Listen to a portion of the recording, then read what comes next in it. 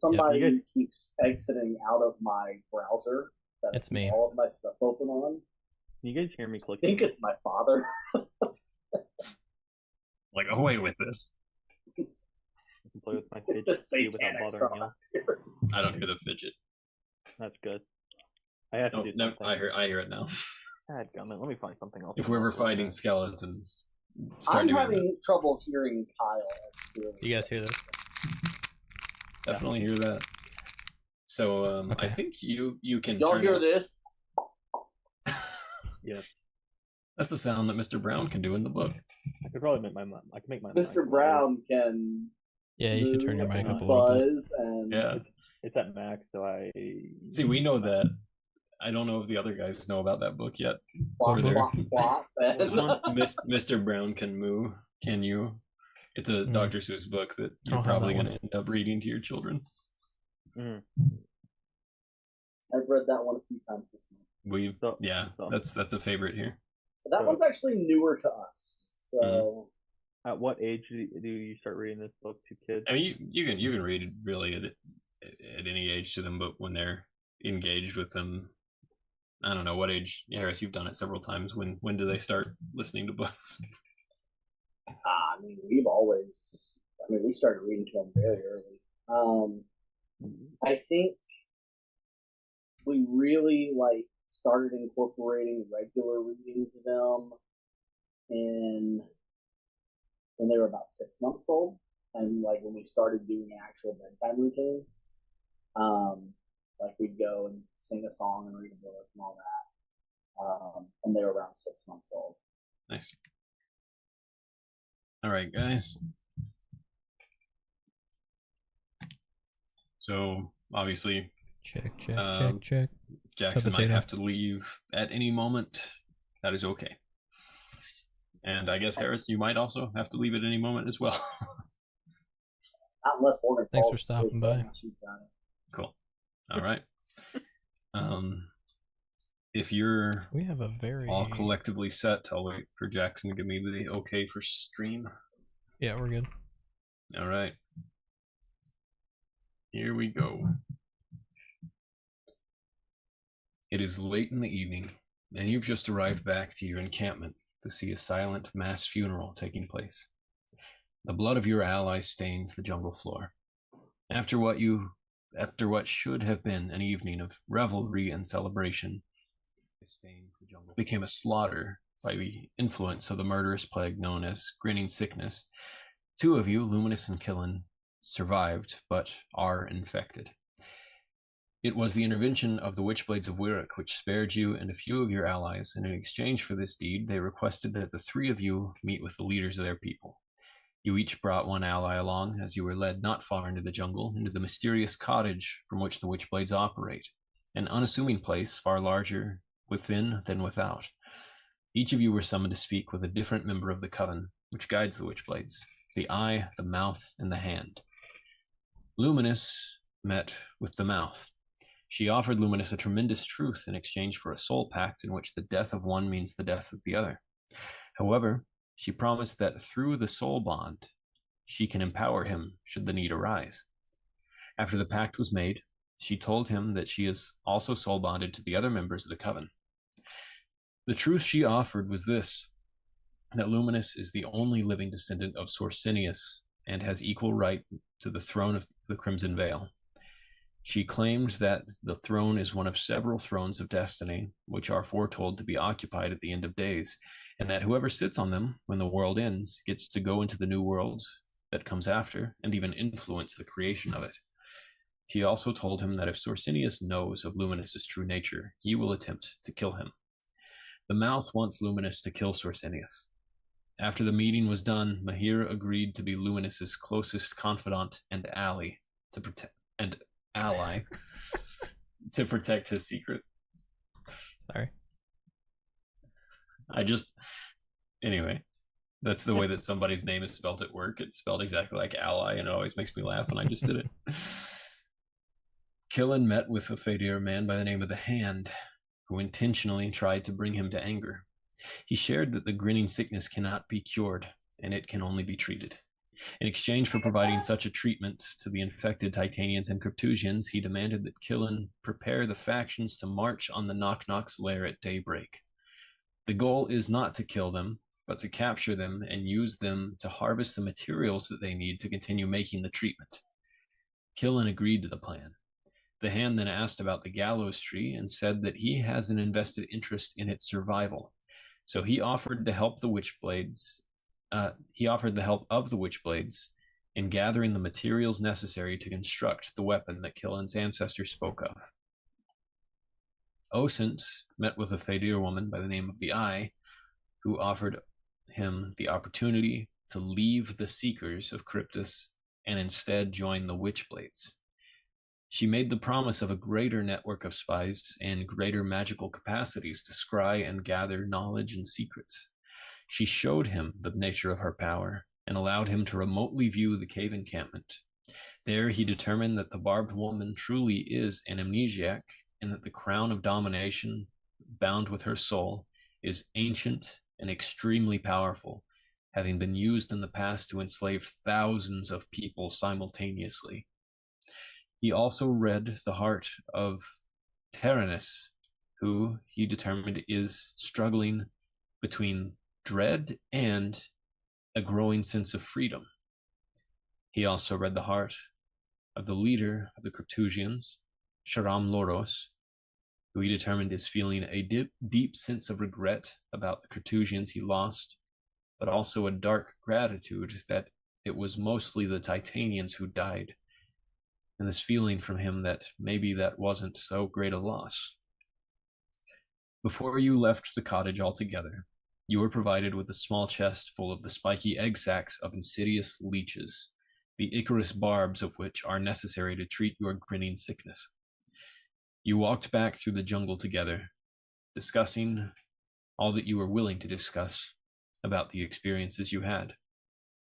I'll note here that, Luminous, you have not yet shared any information with anyone about what you experienced. As you all are in this space, observing this very quiet funeral event, nobody really is interested in speaking. This seems to be a thing in which everyone is simply grieving in silence, mourning in silence. Some tears are shed, but there is nothing to be said that would be of any use. So people whisper to one another when they interact with one another. As you are here, you know that you only have so many more hours before you'll need to get some sleep. Thankfully, you have the sanctuary staff to get more sleep. But the next day, according to what Killen shared with you all, the expectation is that you will march on the Knock-Knock lair that you all know the location of, and begin the process of capturing these things and creating these leech pools that the Skatia, the sorceress of the Witchblades of Wirruk, is going to use to create insidious leeches, which are necessary for the process of creating these egg sacs, which are so far the only way they've determined to treat grinning sickness. As you're all there in this space around one another, you see that there are some of your people. Flies with the Raven, stands in the meadow, and rises with the sun, who seem to have consented to be tied up by the hands, with their hands bound over at the southern part of the encampment, this exterior part of the encampment. It seems like everybody wants to make sure that they are not going to give in to their sickness and go crazy again. So you spend some time among the leadership after the funerary things go on to discuss all that happened, all the things that you share with the whole group, the leaders that just share this information with the rest of the encampment. what the plan is, getting there tomorrow, or starting to leave tomorrow with the Witchblades to go to the lair of the Knock Knocks. And also, you brought the little chest full of these egg sac things, so that if anybody starts feeling like they're going to be under the effects of the grinning sickness, they can, are under the effects of the grinning sickness. You can use these things, the limited supply that you have, to thwart it for a while. You realize this limited supply is probably in part intentionally limited by the Witchblades, so that you are forced to help them with this thing that they're asking your help with. Do we have So an now as idea you're- of who is the most affected right now that might need the limited supply that we do have on hand? Essentially what you determine at this point is, after the last little injection of the ichor of these things that the two of you got, plus Mahir, so the three people that you're traveling with. How many do we have total? Like you said, it's a limited amount, but like, what's the total amount? Right now, for my purposes, it's just in my head, because I'm not prepared to actually know that information. But it won't be something you're at a disadvantage with for this time. Okay. I was wondering, like, should we hand them out? You then, basically have and enough then, supply, from what you've been told, that since we never actually went over this, we'll retroactively say that you've basically been given the impression that about 3 times a day you'll need to be spiked with one of these things when you start feeling the effects. So we need to keep it Stronger for dose. our party, basically. Yep. Yeah. So Okay. so you have that. So I'll let you guys decide if you want to extend that, or just let the other people remain shackled. Let's not let Killian decide, because he would give it to him. You think? It's your leaders that are having the issues. Because isn't Rise of the Sun they one are of all the- Titanians. It's one of his leader, Rises with the Sun. But Yeah. No, I they seem to have the situation well in hand. And we are engaged in making more of this. So, duty calls. Yeah. I have I have a question outside of us, like, actually in game. So, I made a pact. Did anybody else make a pact? I guess like Osint kind of did, but did they make like a similar pact to like how I did, where I'm like soul born or whatever, like soul connected, or is it just me? I you- kind of you made guys- a promise. Yeah. I don't Like, know I'm if there's full any defense. magical ties. Yeah. And in your case, for Osint was told that when the opportunity arose for these things to happen, they would find you. So you're just sort of waiting on them for anything Yeah. more to happen. So basically, what I'm hearing is that basically Osint and I, in our best interest, is to work for the Witchblades now. If I'm understanding correctly. I mean, obviously for me, but I also assume for Osint with the larger stuff and knowing what's going on. Yeah. Killian And Killen was also essentially told that, he was forced to, though. That was different. not necessarily forced, but there is an incentive to help as well, since Yeah. they are offering their services to I help guess what him. what I'm meaning more of is, like, obviously with us, it's like our true person, instead of like being with Cryptus, we no longer like will be like Cryptus is our priority, and it'd be more the Witchblades now, versus like with Killian it would be Titania still. I see. That's what I'm saying. I see. And like trying to confirm. Like, that's what my logic is going to, because now I know that like somebody in the leadership of Cryptus is gonna kill me if they know who I am. And then like outside of that, Osint now has this ability to do the spying thing with much greater power with the Witchblade if he chooses to do so, which he, I guess, agreed to. That's what I guess I was meaning. You're basically just trying to determine loyalties right now for Yeah. your own safety. Yeah. Yeah, you guys haven't had in-depth conversations yet about your experiences. I'll be honest, I remember very little about the conversation that I had. You already left at that point. Well, yeah, your entire conversation. I don't remember my conversation, and I left before one of y'all had a conversation. I think Luminous had his conversation. So. Yeah, you left before we had any of the conversations. No, so Luminous had his. Then we did Killins because I just watched this, and then we had Osen's. But yeah, we really covered everything that happened in yours. Harris. My child was crying, so I kind of no worries. Oh, no worries. So he basically told you it's incurable. This is the treatment. The only way to get the treatment is to capture and harvest the knock-knocks to make more of it. That's why you're going to help us. And also, I have a vested interest in the gallows tree surviving, and I know that you're trying to do that. So what can my people do to help make that happen? And you said, well, here's a list of things that I have to gather. And he said, we'll see what we can do. Okay. Okay. So now you're back in this area, and Luminous Mahir takes you aside after everybody's been here for a little while. He says, "My boy, do you mind if I ask you something that I've had on my mind since we came from there?" Of course. I realize this might put you in a bit of a predicament. Not that the entire thing is not a predicament already, but so far as I know, you and I, and the Witchblades, at least some of them, are the only ones who know about your secret. But you've been very close to at least two of these gentlemen.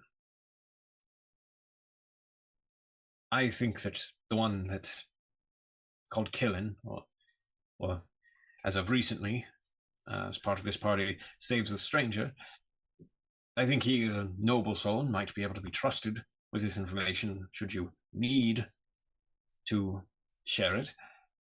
I am conflicted about Osint, I might say, our advisor. Obviously, he is an advisor to our people, and if now that we know apparently someone named Sorsinius, this ancient king, is traveling with us. I did not know about this myself, but I would imagine that the advisor does. So if we don't know where Ocean's allegiances lie, I wonder if it would not be wise to wait to see what we can know before you bring this up to your friends. And I just wanted to see if you and I were in agreement on this. I 100% agree. We don't need to let them know truly until we can fully trust them. I think you're right about Killian. And I think Osint would be on our side, but I want to, like you said, make sure before I tell him anything, because it'd be worst case scenario if he told Sorsinius. Yes, of course. Well, what do you need from me right away? What should I do? Some spycraft of some manner? Yeah, just like stay around Cryptus when we go off the fight, and just keep me in the loop of what's going on. Just trying to understand like what the plan is. See if you can hear anything about Sorsinius, them talking about him or anything related to that, and maybe just like with the plans in general of Cryptus as of right now, and whatever else you think is valuable. Very good. I will keep an open ear. Thank you. All right. And then Killen, as you have a moment to breathe and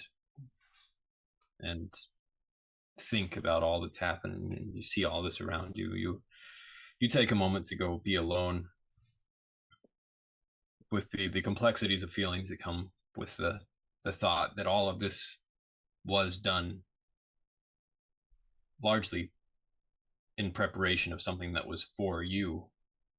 This thought continues to strike you, and Tyrannus puts a hand on your shoulder as you're out away from everybody else. And as you turn to look at him, he says, Brother, I know that you mentioned this as we were walking back here, but we hadn't had a chance to speak alone. From what you told me, it sounded like this hand was trying to raise you to anger. But you remained calm. I know that you were angry. I can tell. You have that look about you. Maybe only I and Flies with the Raven can really understand what it is when we see you. I know you have tremendous anger. Tell me, how did you manage to stay so calm despite it?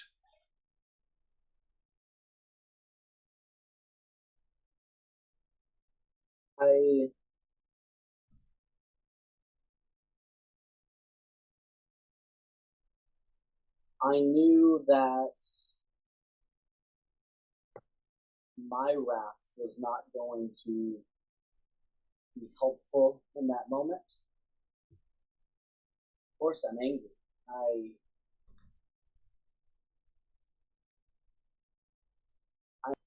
I'm so tired of just everything that we have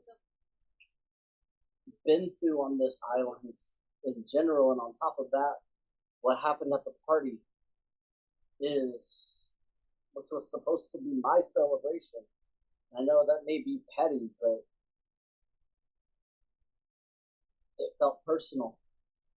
But I also knew what the hand was trying to accomplish was manipulative. And maybe it was my anger itself that refused to be manipulated even further in that moment. It was maybe a small rebellion in and of itself to not fly off the handle. But I knew that I needed to keep my head in that conversation, or I would be taken advantage of, and more bad things would happen to those we care about. I think it is very wise to know when to use the face of your mind before the face of your heart.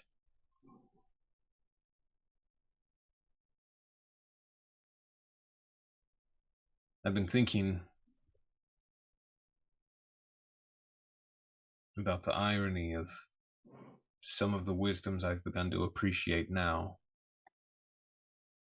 because I have been made more low than I was before. I've been examining people in a different light, all these people around us, and realizing that their strengths are what I used to think were mundane. We've spent our whole life celebrating a kind of strength that is worthy of celebration, but for my part, I realize I have been ignorant to some of those smaller things, but they're not so small when you consider that they are the things you use every day to get through the day, your relations, your interpersonal issues. They're not so small because you use them all the time. And anything you use all the time, you are exercising to good effect. I think for someone like you, who has tremendous strength and speed, the kind that the Titanians can always appreciate,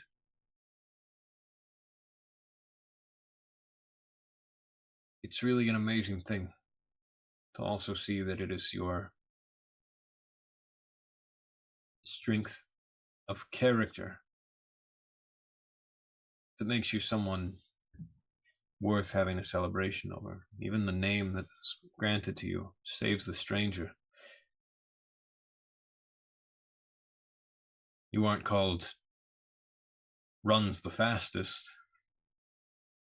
It was made something that is for the good qualities inside of you, the invisible parts, not the visible. I suppose all I'm trying to say is I admire these things that I've started to see in others, and especially you.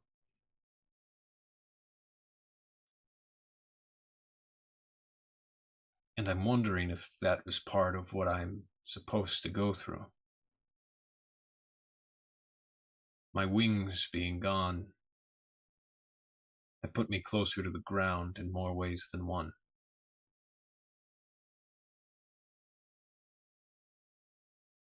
Or maybe I'm just waxing poetic as the skalds of our people. And things to think about. Nonetheless, and as much as a friend can be proud of a friend,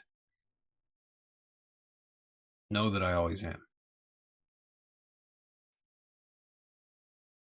And I appreciate it. Even though I was the shaman,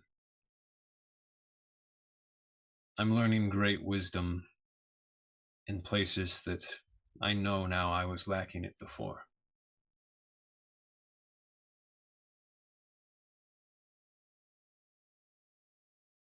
I have Maybe. Go ahead. much to learn as well. And perhaps we have more to learn from each other than we realize. So, listen, I don't know what it's like, this thing that you're experiencing, but I've been thinking about the nature of what has been described so far. This infection that you have. You were fighting it off internally, from what you described to me. And it was not your body fighting it, it was you inside, the real you. What if this is not so much an infection of the body, but an infection of the spirit? And if so, maybe we should be wary that the Witchblades have ulterior motives. I think that is their style. And they benefit from us thinking that it is purely an infection of the body. It's just a thought, something to keep in mind. I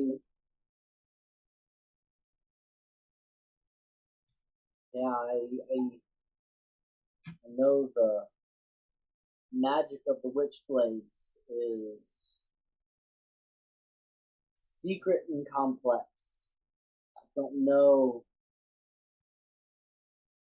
what their views and use of the soul is. It could be that they're just missing the point, or it could be that they're hiding it.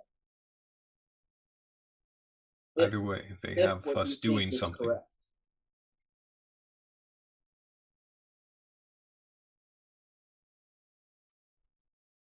I think it may be good for me to seek wisdom from the ancestors before we embark tomorrow. I think we've conjured up just enough of what we need for one person to go on such a quest. Maybe you should. And remind me if I forget that, by the way. Okay.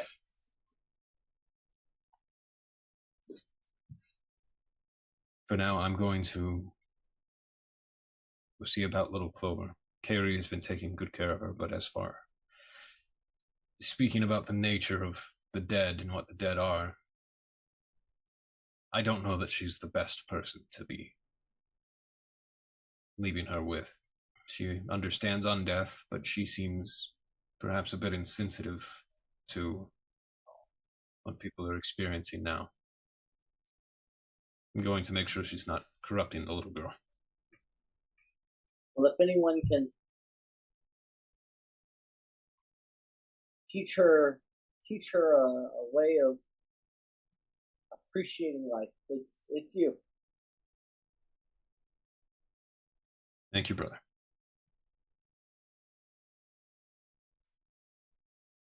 Osint, you look around at faces as you pass by in your thoughts, pacing about the grounds. You see people interacting with one another in quiet and subdued ways. Some people deciding simply to go grieve or ignore their grief by trying to sleep. people cleaning up what they can. You're seeing the effects of this travesty. And as you look around, at one point you see Carlos sitting on a crate, staring, grinding his teeth at what he's seeing, clutching his sword. The hilt of his sword in one hand, is the tip of it is buried in the ground. He has a very dire, dark look in his eyes. And you remember, this is exactly how you saw him the first time you saw him on the beach. Where he was looking into the jungle with hatred and vengeance in his heart. You see that again now. And as you're considering that, you look around. Nobody's really making eye contact with you, but as you turn your head, you see across the way Father Raoul looking straight at you with and he makes eye contact, and he tilts his head just a bit as if scrutinizing you. And you remember him doing this before on the beach as well, where he seemed to have, or at least fake very well, this idea that he knew some things about you that he could not possibly know.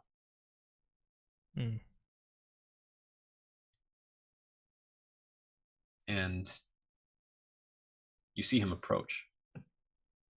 As you're out here, he slowly comes by. He gets close and nods to you. Osint, I am so very sorry for the loss that you, your people, and your allies are enduring.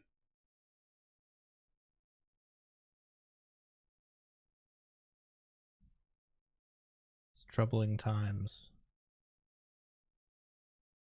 We'd like to get everyone that survived better so that we can get them off of this island, which was our original goal, but I think we have a path to that end.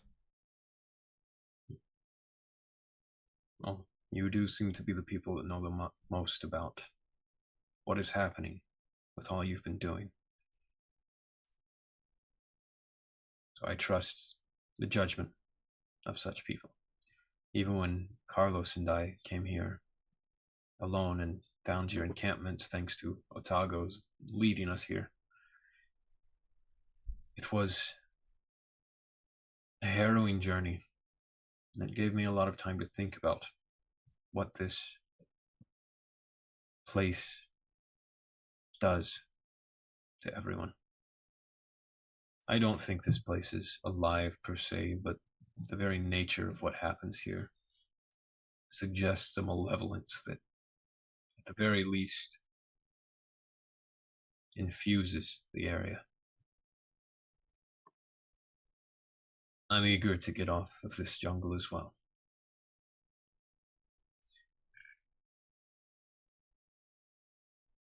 Where you went,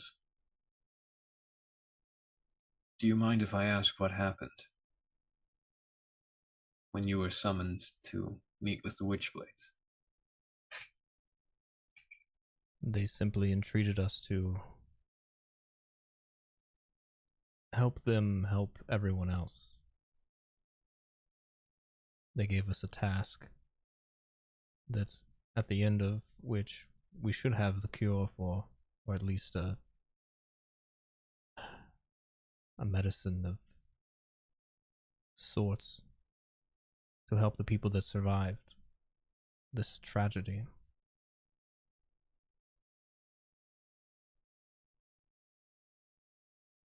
Are they using their own people at all? They, like you, recognize that the group that I'm traveling with have done much here on the island and trust us as well to get the job done.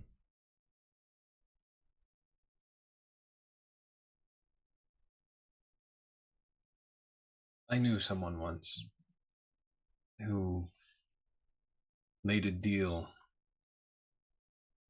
with the Witchblades at a different time. Perhaps they are a different group altogether now.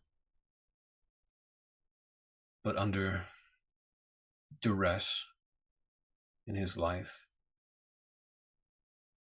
went to seek a deal. And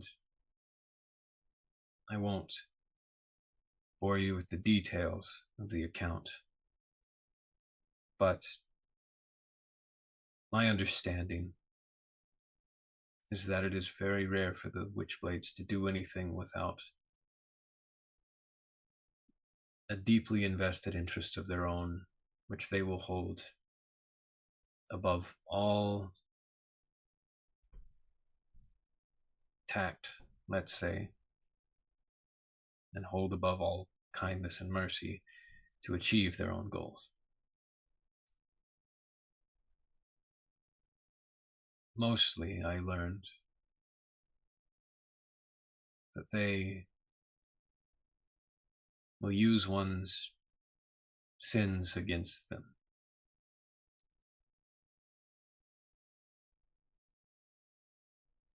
And in my understanding of some of their leaders, one in particular, I know that she is very good at seeing the dark parts inside of a person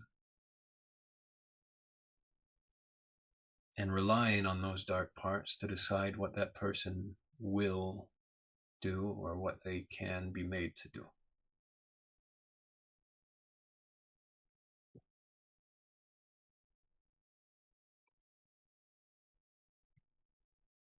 I think you suspected this about me before,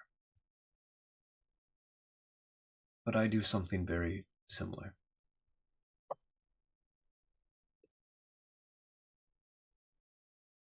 But where they see darkness and decide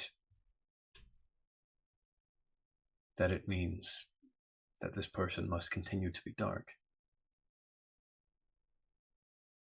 I see darkness and am inspired by the light that can come from it.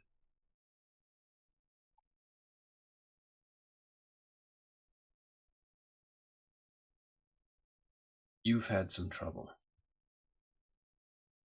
but you're different now than when I first met you.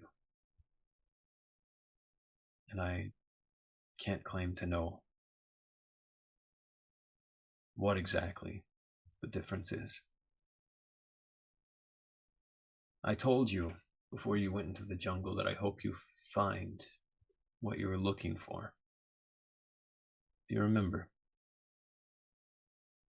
I do. Did you find what you're looking for? I think I found a way to obtain it. I understand what you're saying about the Witchblades. I'm not sure what you're insinuating about me. I know that you know more than you let on. But if you do have another idea of how to cure our people, I would love to hear that. I'm afraid I have no such idea. Then do you judge me for what we must do? I hold no judgment on anyone. It's one of the reasons that I'm not always quite loved by other people that hold a station such as mine in the church.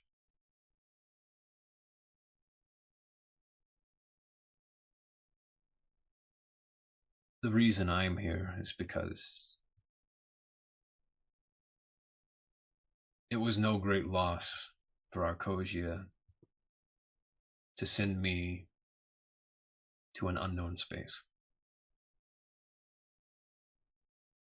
But I am grateful for it because I think in all dark situations, it reveals great good that can be done. I see darkness as the eye sees darkness in a person. But I think that every darkness there is means that that person is capable of an equal, opposite, and perhaps even greater amount of good, if that is what they are tested with.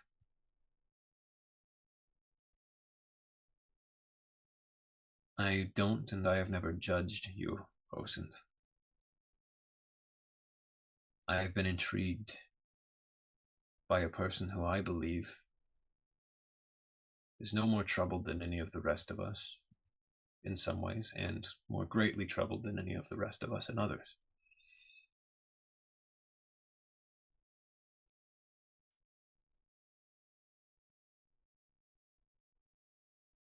You don't strike me as somebody who trusts easily, and I'm not asking you to trust me. I'm asking you to trust you.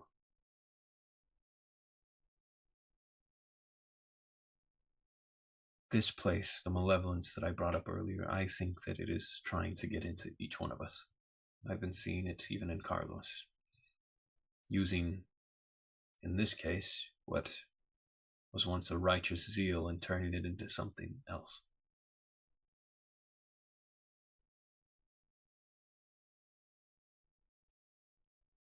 But I will always believe that light is greater than dark, and that it has more potency, and that it is always accessible. I have talked for a long time on this. I will be at least a little more clear, and then I'll leave you with these thoughts.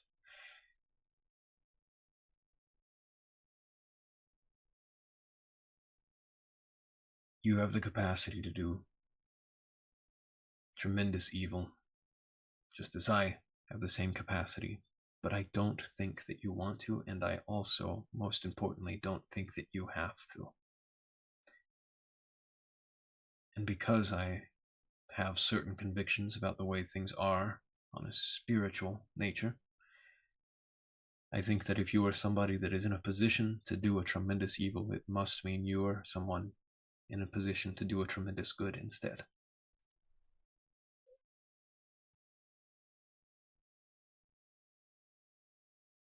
He looks over to the crowd, and you think he's looking in the general direction of the Mantiki woman. And then he looks back at you and says, I don't think you found what you're looking for, and I'm not convinced that you know exactly what it is yet.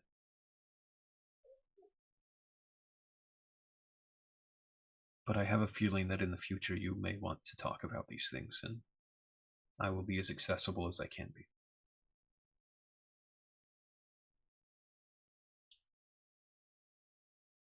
I thank you for your openness. I do, before you leave, wish you to tell me, do you believe that those seeking darkness can be used for good?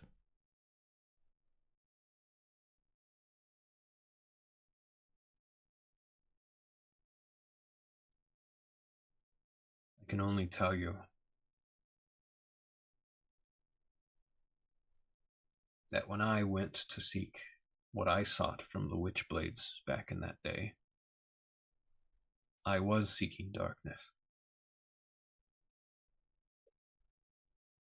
But what I have found at this point in my life is very different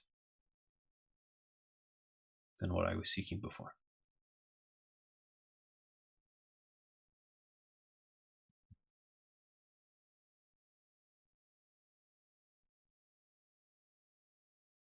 I believe you're right that I do not know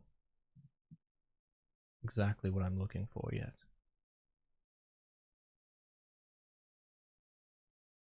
There's nothing wrong with that. I do not believe it is darkness that I seek. It is control, but not in the way you might believe.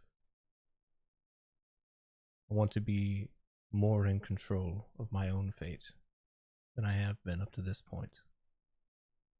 Many others have been determining which way I've been pointed, this way and that, and I've been used.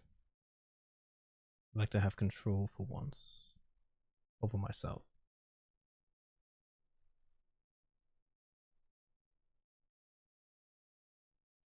I think I understand. Well, if I might leave you with one final thought.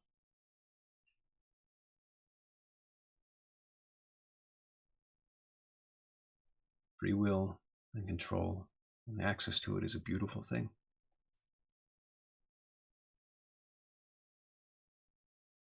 But the greatest form of control you will ever experience is the control of willingly giving up your free will for the benefit of another. Because if you do that,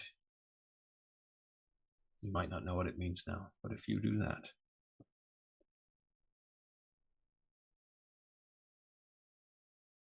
you have overtaken the very mantle of control of your own life in your own hands.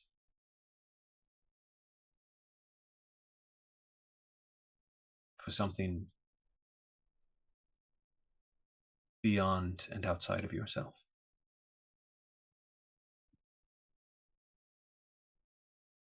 We'll speak again later, Osint. Thank you, Father. Just Raoul, please.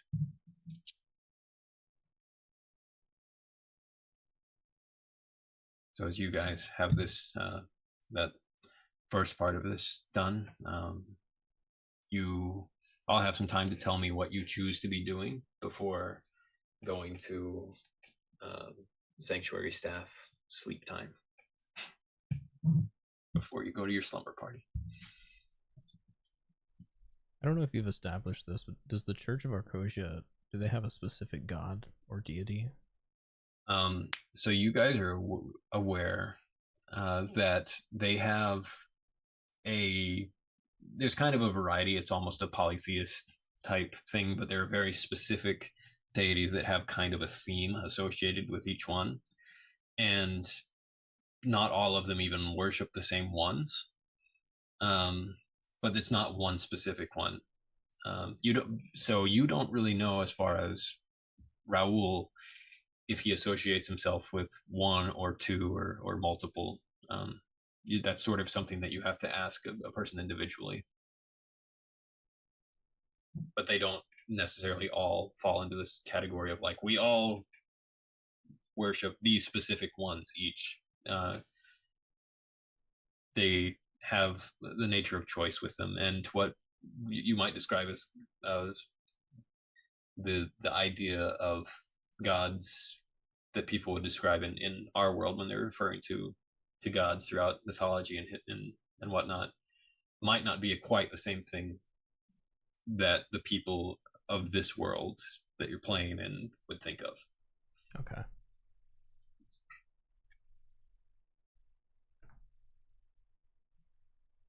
So I know at least the Killen, you want to do a vision quest.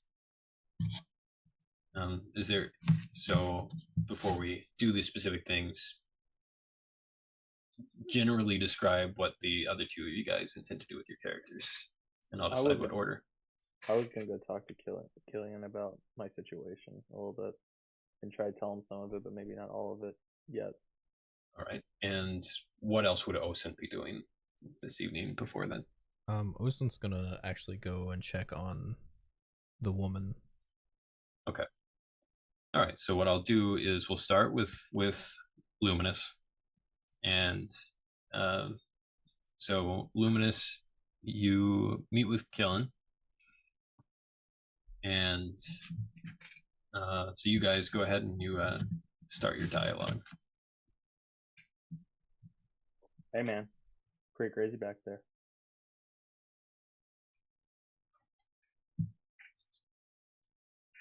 You're muted. Yeah, this has been a terrible and confusing day. Yeah. Hang on 1 second. That is. Door. Okay. Luminous goes very silent all of a sudden. So I'll go to you real quick. You approach the woman. She's here among the people and a little more not so standing back as much anymore. She's sort of among everyone here.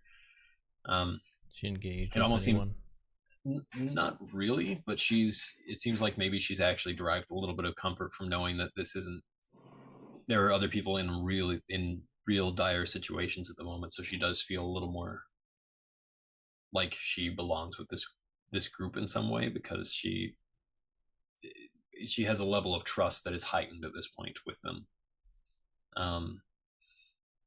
It is sort of your estimation based on what you know about people, that this event somehow is actually giving her a bit more of a secure bond. But she looks at you and jumps a little bit, but her wings kind of furl back, and she tightens up to her body and says, "Hi, did you?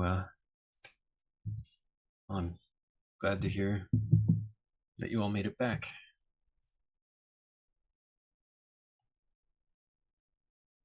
Seems like there's definitely been enough death for one day." Yes, how are you faring? It's a bit surreal to me.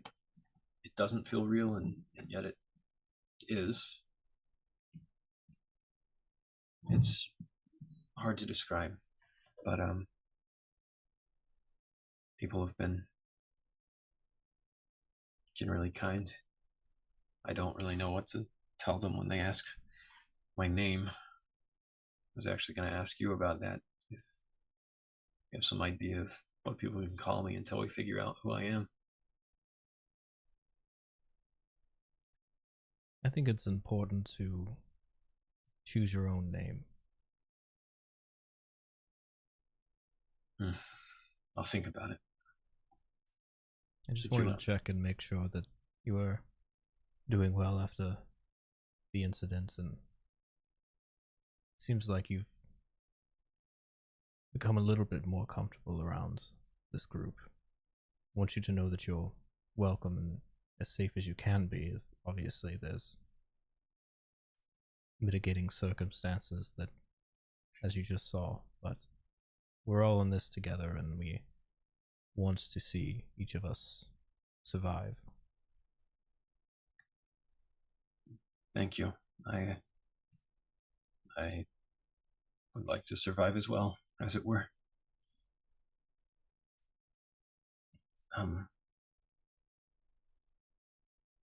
I keep having these moments. If I think hard enough as I'm trying to remember who I am, I just keep having these.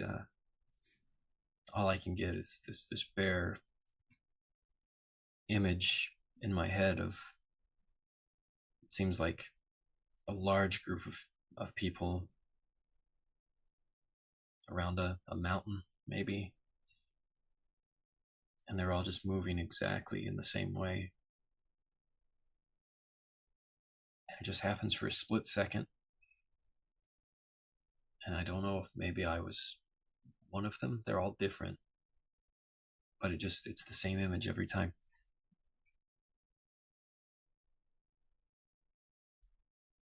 These come to you in a dream or while you're waking? I haven't really had time to dream, but it's all just when I'm trying to think, when I'm trying to remember who I am. I wonder if I was one of them. It didn't look like this place. It was dry, arid. But I don't remember anything about anything. It's the most I have. So in a way, it's kind of a comfort, but it also raises questions.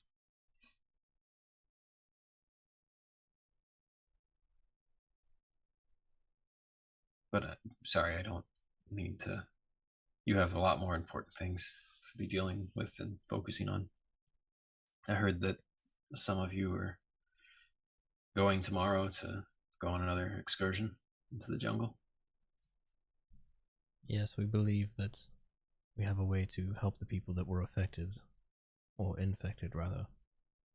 Good. Good. I hate seeing them tied up like that. It just, something about that feels strange to me. Try to focus on the present. I know the past can sometimes be comforting, but make sure you're in the moment and focused on the matter at hand, which is survival, as it were. Okay. Yeah, I'll try that. And please let me know if you need anything, or if you remember anything else. Sure. Yeah, I'll let you know if I think of a name too. At least Glorious. pick a good one while I can. Who knows? Maybe my last name was awful. Once I get my memories back, maybe I'll keep the new one.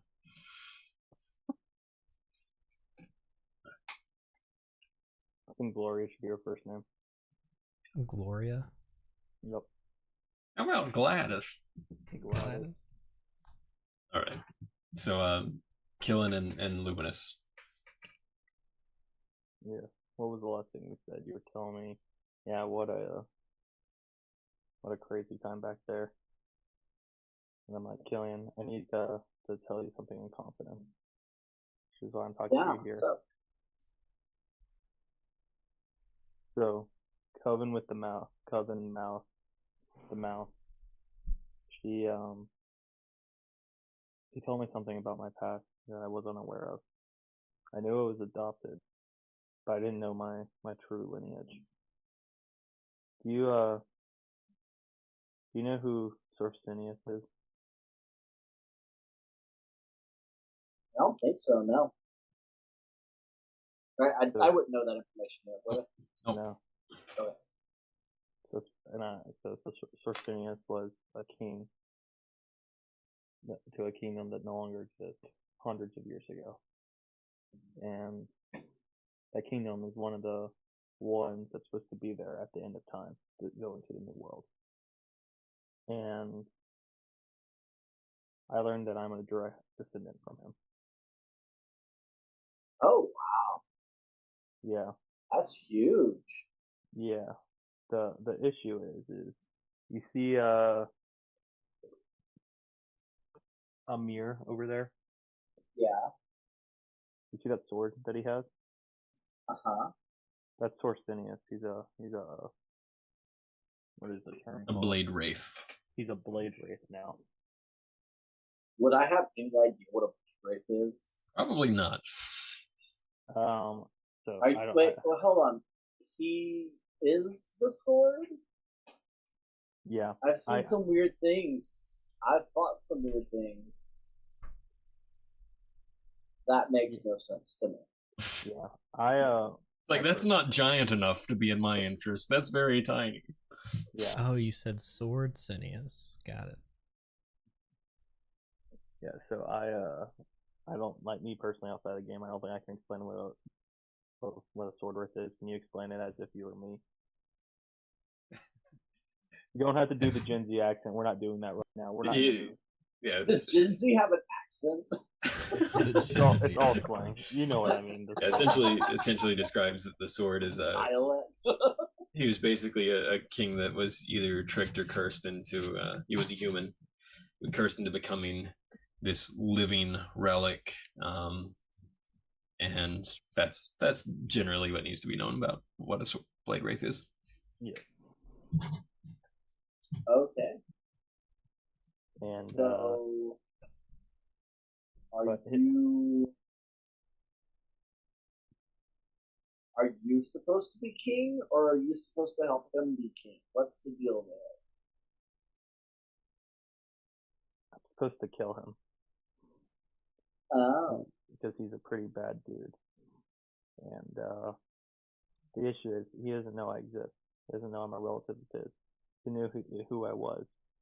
He'd come and do everything in his power to kill me. Which is why I'm telling you and not Osint. Because I don't know if Osint is following with him or not as part of the leadership. Because clearly the leadership knows who he is.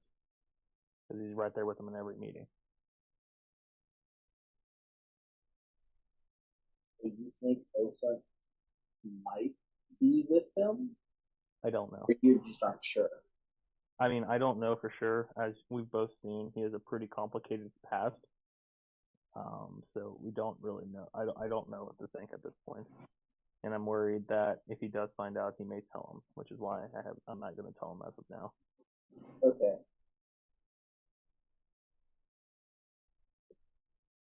but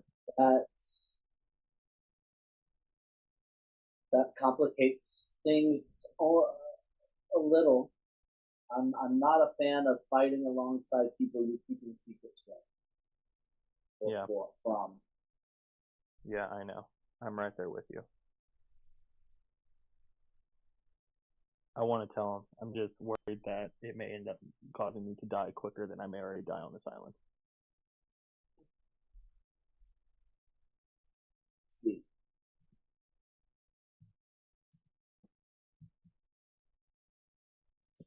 If you could help me determine if he's with them or not, be the quicker, so I can tell him and get him involved or not involved. If he is I will do what I can, but I am not familiar with the ins and outs really of your people and leadership structure, so that's all right. it definitely would be weird if I started asking questions, I'm sure. No, I understand that. Maybe more of just be like a vibes guy and tell me how you're feeling about him as time goes on a little bit. I can definitely vibe check. Thanks, man. I appreciate it. What is I know we've kind of talked about Sorsinius a little bit, but as far as inside of the Seekers of Cryptus, is he considered a good, like he was a good ruler? I know a lot of people back him, but yeah, it's so your people so you would know that the reason that you want to get him on the throne is essentially the same thing they're describing, is that there's almost a guarantee that once he is able to, the throne is sort of a generic title for owning a kingdom, in this case based on the prophetic language. And if he gets to do that, you're basically guaranteeing that, okay, this is a kingdom that very likely, there's a high probability that it will have success now. Make Cryptus great again. Because of the prophecy, sort of, it's like a science and mathematics being applied to the nature of a prophecy, and saying that, okay, well, we know that when this prophecy guarantees that the kingdom of Crimson Vale, which requires Sorsinius to return to it, because he is the heir. He is as far as you guys know, he is the last heir, the only person that can possibly sit on it, which basically means that according to prophecy, he cannot die until he just cannot die, or else this won't come to pass. And that's a thing that nobody's prepared to say that's something we're willing to engage with, because if we try to thwart it, what's going to happen? Does that hasten the end? There's all sorts of complications involved about like the nature of how people think about prophecies and theories about it. But the idea for your people is we're guaranteeing that a kingdom is going to arise out of putting him in a position of power. And to do that, him specifically, he's named in the prophecy. His lineage. The lineage is named in the prophecy. Okay. So there has to be, he's the only person that really can take the seat of the throne of Crimson Vale. But to do that, there are some other things that I guess in time I'll be able to explain more fully about how that works. To do that, coming here, seeing if he can actually take up a throne of this space, because you guys had to figure out what's going on in this island. We don't know anything about it. Was part of the idea of like, maybe this is part of what this prophecy is leading us to in the first place. There was some theory and thought suggesting that, oh, there's a new land that suddenly appeared. This could align well with some other things we know about these prophecies. This might be the chance to actually restore this throne. And that was a motivating factor for Cryptus to be here. Yes. Okay. And yeah, so you're one of the few people that really understands and knows that. Okay. So, which is why Osin does not know Luminous is his descendant and can compete with him for the throne. All right. So, Killen, you find a space alone. When mostly everybody's gone back into the where it doesn't matter where it is. You find a space alone where you can go on your vision quest and talk to an ancestor, and you imbibe in what little is left of the stuff that you have to be able to do this. And you know it's going to take a while before you guys really are able to muster up enough material to do this again in the way that you usually do. And as you do it, your mind melds into this space where you see these oddly colored skies and mountains and huge, dramatic, drastic terrain shifts in the ancestral realm that you are experiencing part of.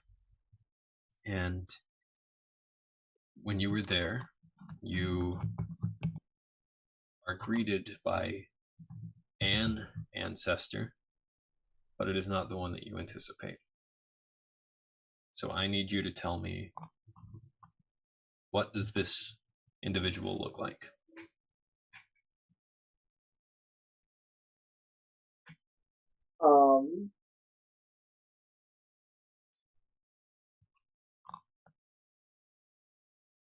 It's just Sid the Sloth from Ice Age.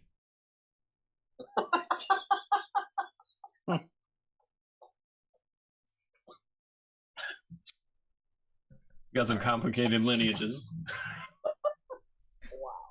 Wow. Everybody knows Shivas are born from the union of a sloth and a dandelion. Must be the last one of the season.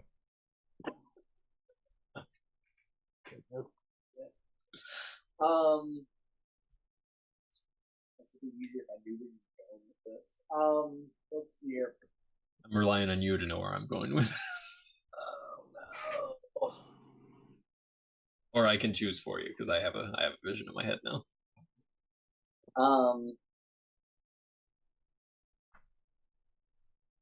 It is a female.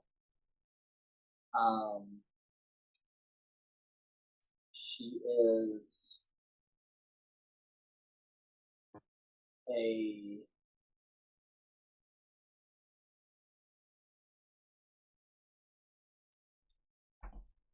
she's not especially tall or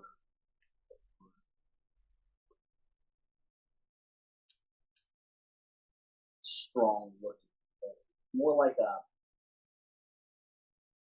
an antelope or gazelle, the moose of the other.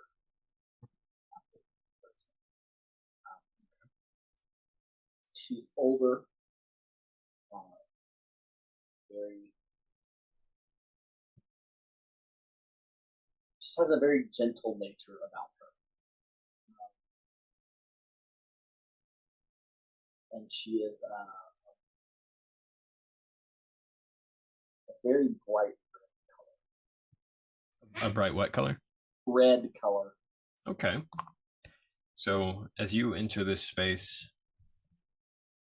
before you see her, you hear the tapping of hooves, as you expect, with a fifth thing, as you hear essentially a walking stick like thing, a staff, coming with her. And you turn and see her. She is, as you described, this sort of bright red scale type things on her body.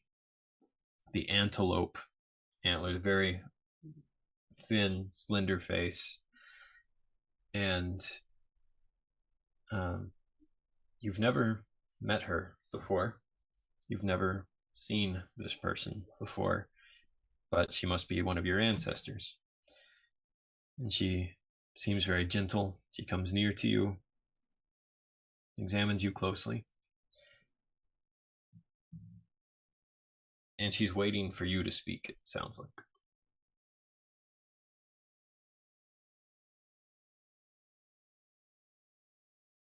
Greetings, ancestor. I apologize, you're not who I expected to meet here.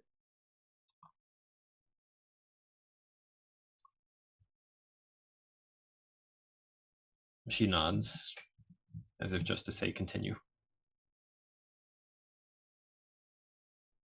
I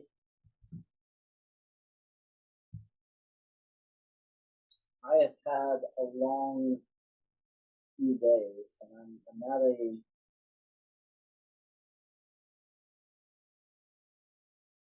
maybe a crossroads of sorts.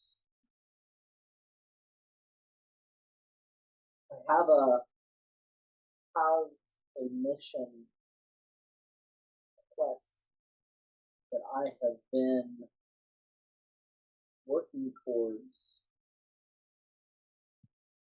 and I have the opportunity to continue to make success a reality. But I have offered help by allies that I don't trust and know are manipulative. But they also offer a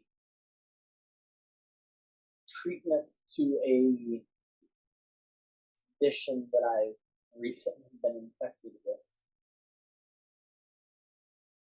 They seem to have the tools that we need and the numbers that we need.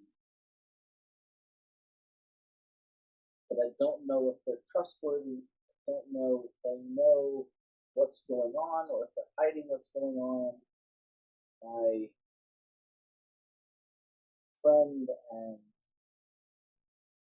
partner in battle has a theory about what's going on that, if it's true, would implicate that they're hiding things. And I am struggling with how to proceed.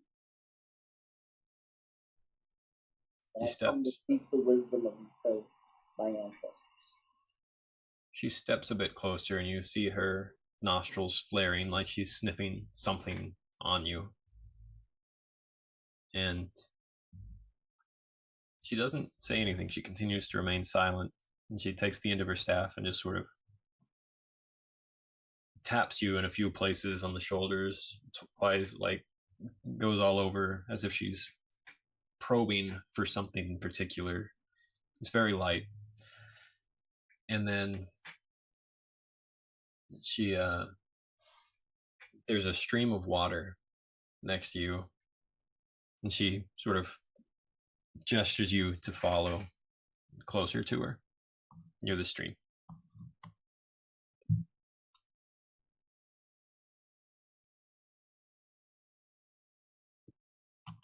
I follow her, or I go where she's gesturing to go. As you both stand there, she looks down at the water, looks at you. She takes the end of her staff and just splashes water on you.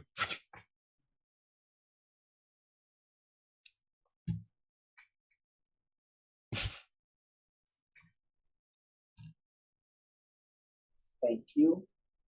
She does it again. Is she Rafiki from The Lion King? And then 100% the vibe I'm getting right now. and then she goes down and steps into the water. It's about up to your at the equine body. It's up to about just above your legs. Your four bottom shoulders. I don't know how to describe this. Four bottom shoulders. You're suddenly struck. New band name, Four Bottom Shoulders. And she gestures for you to come in. I believe those are flanks.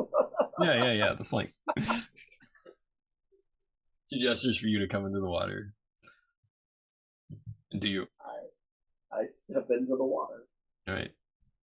Now with her hand, she splashes at you. And this time there's like, it's not sinister whatsoever, but there's like a playful smile on her face. I splash her back. You do that, and then she laugh. You hear her laugh finally, and it's very. It sounds like her vocal folds just. There's something wrong with them, It's very like like you can tell it's a laugh, but it doesn't sound like a laugh. And she does this again and splashes you, and you find that you're just sort of engaged in this thing, and the water feels good, and there's this sort of playful nature to what's happening here, and it feels nice. And as you let out a laugh of your own, much different than the kind of laugh that you were having just earlier in this day, it's completely different, the complete opposite. She, as you're doing this with one another, and you're in the midst of this, she reaches out very quickly with her hand, and it's like she snatches something away from in front of you, and she pulls it back, and you see these just cloudy, shrieking, inky forms in her hand that are cackling with this sinister, dark laughter, but also shrieking in, like, this cackling turns into shrieking and anger and fear, perhaps. And she's examining this thing, just like having it by the neck, and this weird shadow shape. And as she lets go of it, it like springs back onto you, into you. And she looks at you, sniffs again, and uses her staff, points to the sort of the shoulder where that thing seemed to like enter back into you, and shakes her head, points at her mouth. But then she splashes water again, makes a point of it, smiles in a very soft, kind, playful kind of smile, and seems to be making some kind of point.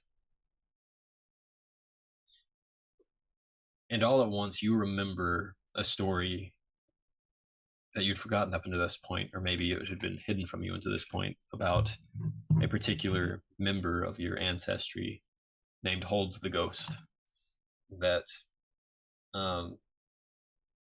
that you are pretty sure is this ancestor who was known for being able to essentially exorcise things out of people. Evil, unclean things.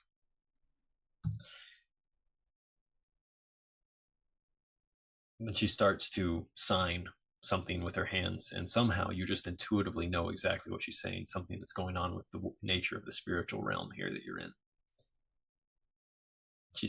She signs, "Do you understand?"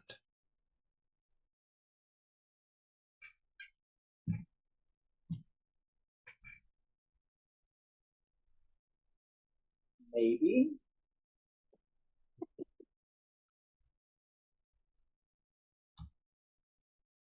How?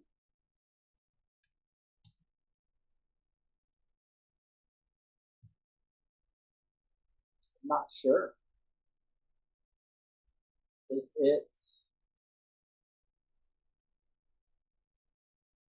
this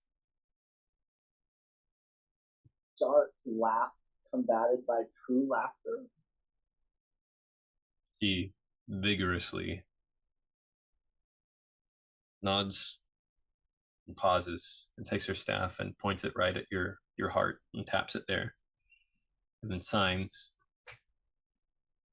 "Joy,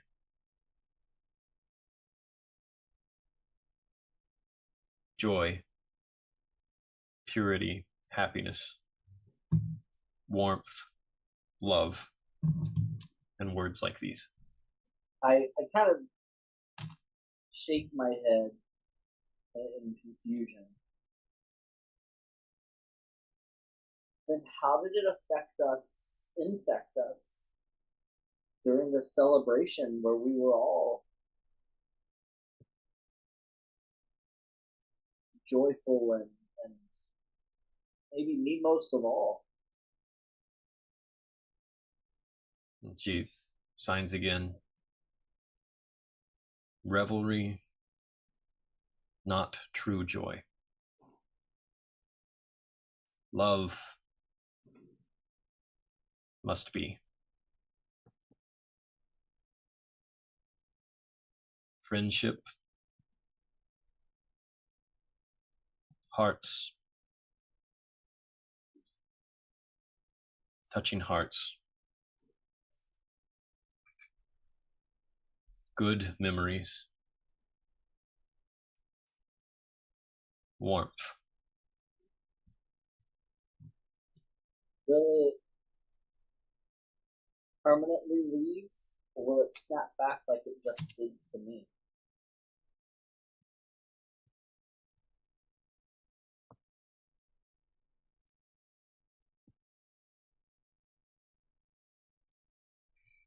She signs.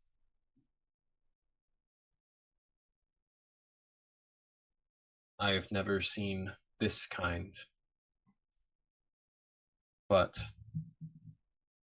I know its kin.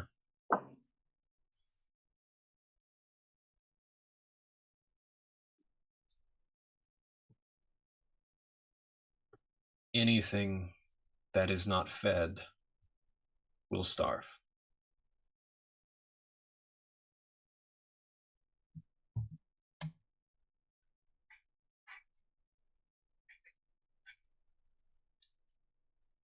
What does this mean about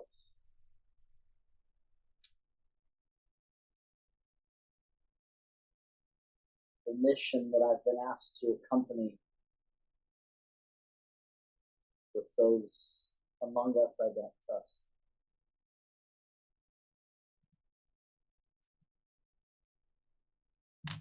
She signs. She shakes her head. I do not know all things, she signs. But you cannot help anyone with anything if you are not you.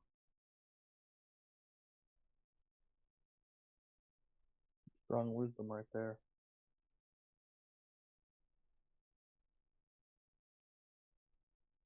Your time here is short.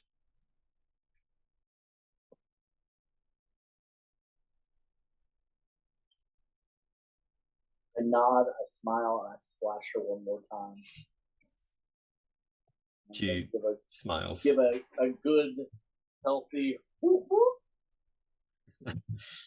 She seems to have a lot of glee from that, and you pass on and come back to this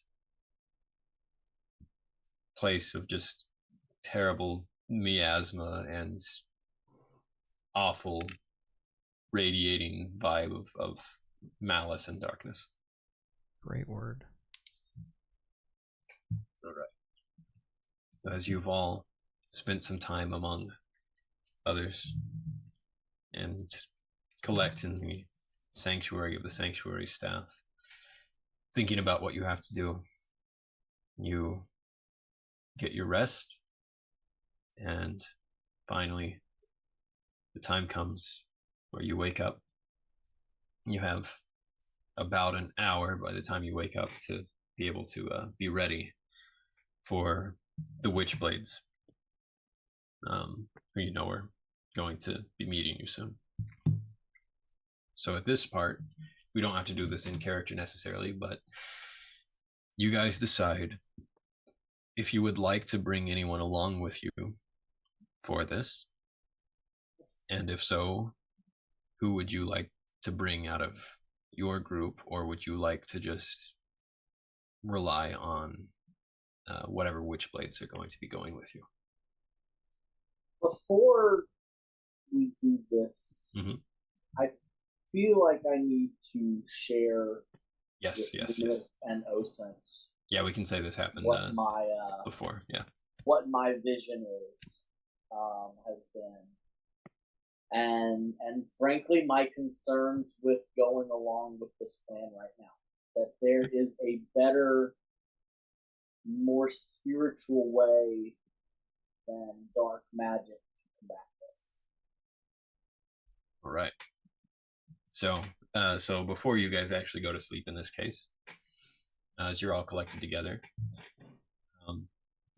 as you guys tend to do, I'll just sort of put you in the same area. Yeah.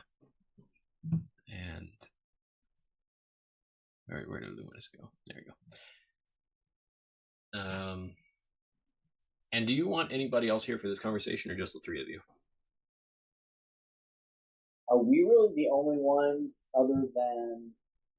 No, I definitely want Terrence here as well. Do we want any other people with the sickness to be there, or do we want to just focus on us and then we can spread it later if we agree, or we're like decide? Actually, I would love... They're all kind of tied up, aren't they? Yeah. They're just their hands. Yeah, they're constrained in space as well, so they are tied up. My personal vote would be like the stakes in the ground, basically. Would be like we talk about it over there, and then also have Mahir over there since he's also infected. Right. But like obviously it's your choice since you're the one telling us. And I say it's out of character, of course.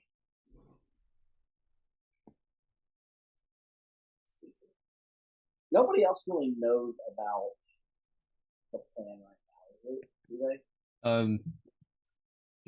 The idea was that you guys did come here and sort of give that information to everybody, so everybody's pretty much aware.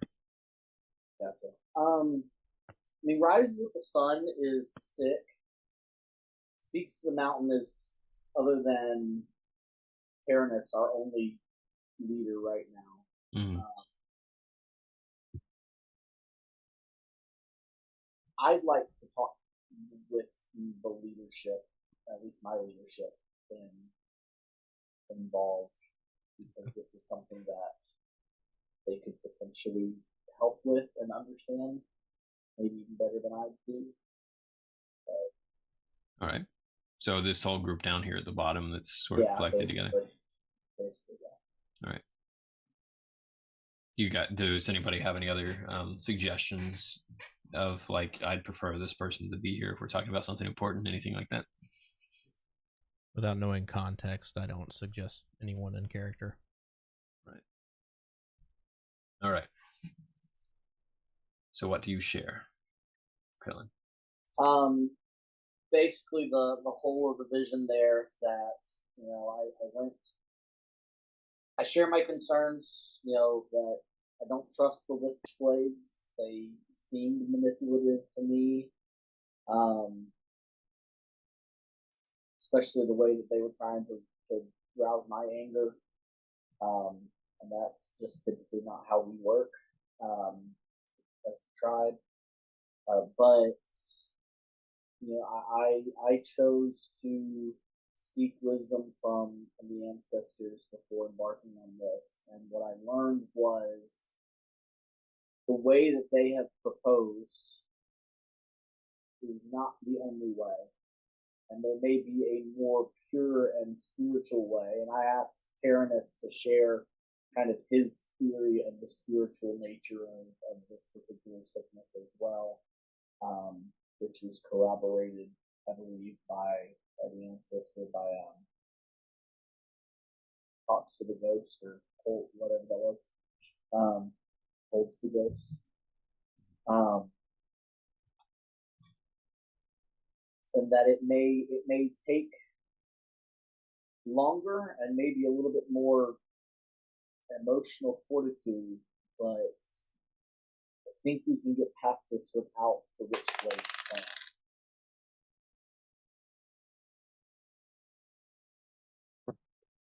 At least that's my thoughts right now after talking with my ancestor. Speaks to the mountain, says,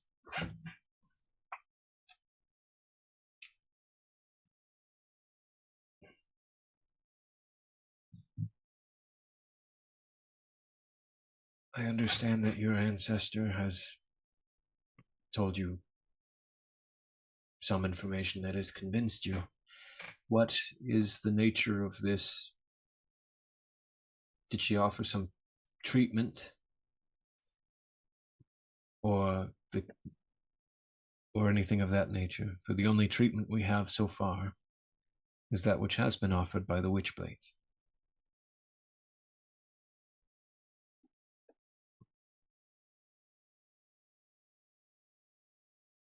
treatment is maybe not the word I would use.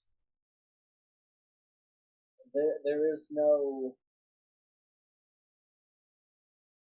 medicine or quick trick that like what we've been offered, but rather leaning into and holding each other in true joy and camaraderie and friendship and love will starve out this sickness rather than feeding into it with despair and more hatred and needless bloodshed. That'll only make it worse. What she said was, what is not fed will starve. Mahir says, am I to understand that your suggestion is that we all just ensure that we love one another so heartily that these things cannot infect us? Yes. I must say that is not at all anything that I might have anticipated. And I don't know that I can be entirely convinced of this. Fire.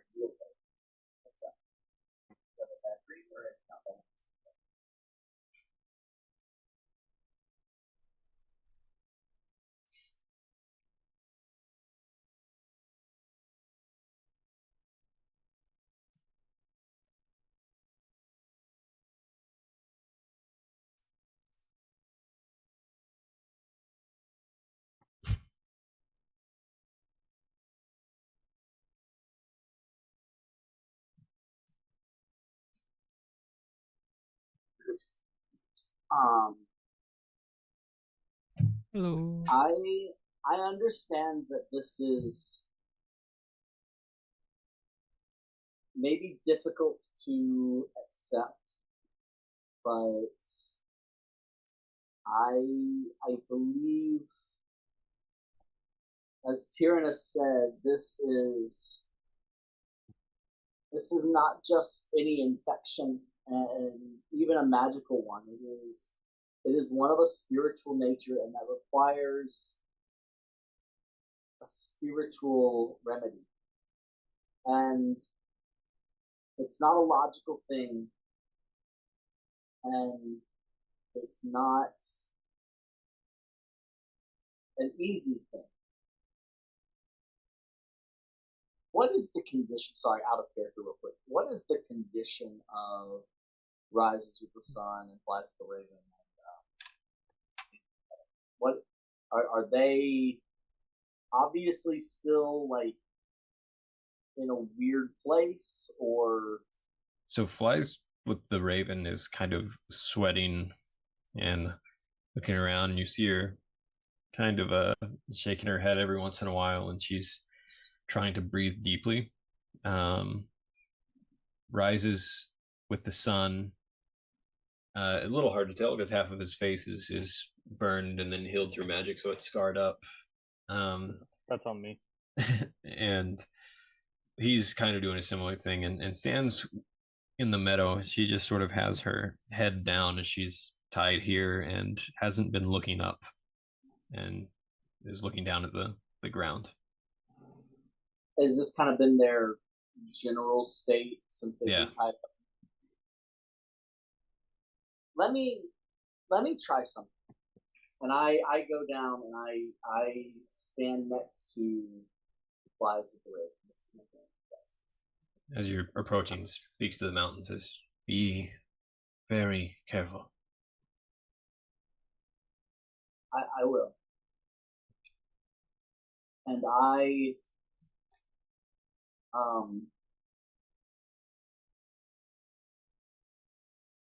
approach her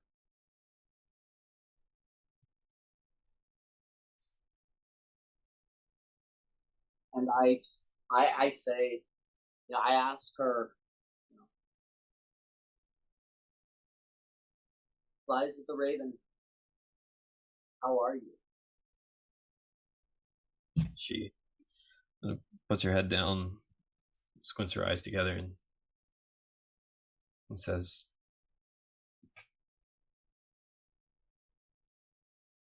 "Been better. You really think that just good thoughts gonna be able to take care of this?" Maybe not just good thoughts, but remember that time after we fought the Thunderbird in the mountains? Oh yeah, we said it was probably Born of Thunder's dad.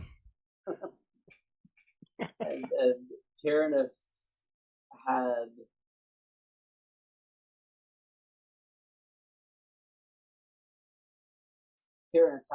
that crash down. We had to help him back to camp. He told us just to leave him, but we wouldn't do it. We made camp and we had a fire, and you hunted the best tasting boar that I have ever eaten. Yeah. And we drank that night, and we had, despite the hard day, despite his injuries, that was one of the best nights of our time fighting together. Yeah, I remember. And what was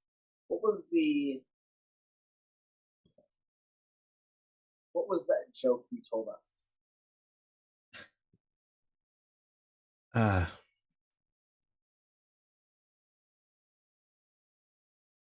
Yeah, I think I remember that. But I don't want to ruin this, so I want to make sure I get it right. Can you come a little closer?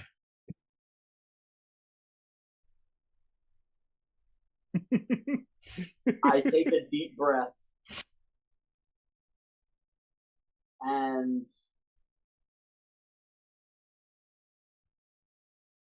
she's bound here. She's bound, like you can see her hands bound in front of her. She's tied at the waist at this stake behind her. I take a deep breath, and I walk all the way up there to her. And I it's gentle, but I embrace her in a way that I make sure she's kind of confined. but also in a comforting way. Okay. Two birds, one stone kind of thing. Sure. Like this. She says, now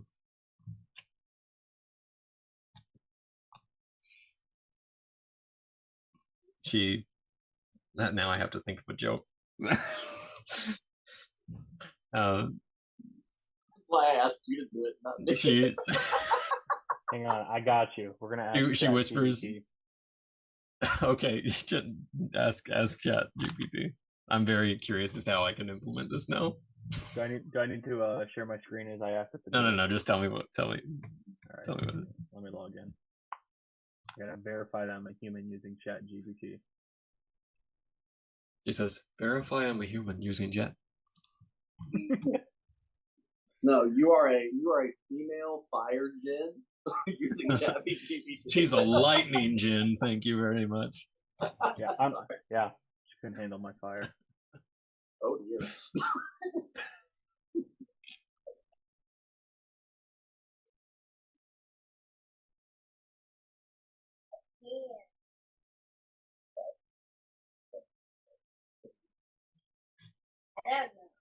Are you typing? I got it. Okay. It says 2 hunters are out in the woods when one of them collapses. He doesn't seem to be breathing, and his eyes are glazed. The other guy whips out his phone and calls emergency services. Hey, gas. My friend is dead. What can I do? The operator says, calm down. Can help. First, let's make sure he's dead. There's a silence. Then a gunshot is heard. Back on the phone, the guy says, okay, now what? Classic. It's a great joke. Yeah, that's the joke ChatGPT just gave me. That's kind of wild. It kind of fits. It kind of fits really well. Yeah, it does. So she says, is the joke about the hunter, she like leans over to your ear and says, just remind me, because I want to say it the right way. It was about the hunter and how he wanted to and the other guy said, hey, what's that? What's wrong with your mouth? And the first one said, oh, nothing. I'm really hungry. My mouth starts to just do this when I'm hungry. It starts to shrivel up and my gum line recedes and it always happens. I just need to eat. And then the other guy says, well, we're hunters. It shouldn't be hard for us to eat, right? So let's go get something. And then the first guy says, yeah, you're right. I see something right now. And I need you to make a body check as you see that she lunges forward towards your neck. Okay. Do you want to use a skill point? Yeah, I am.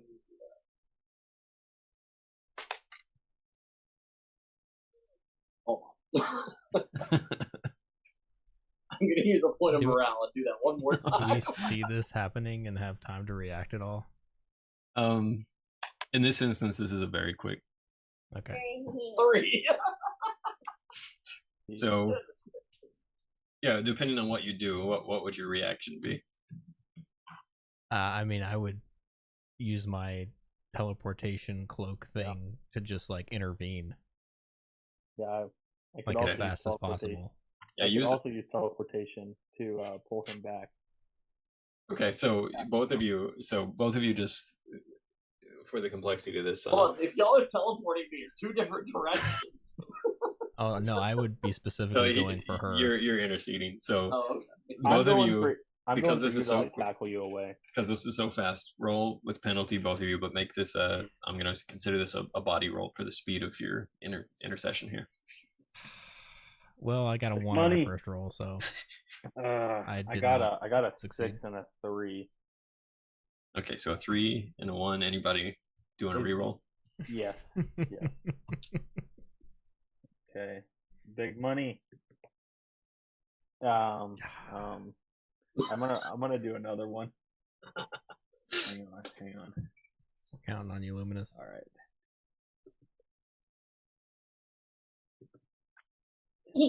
I got a 5. Okay. How many body points did you just use? You just burned 2, didn't you? I used 2. Okay. So I have 0 now.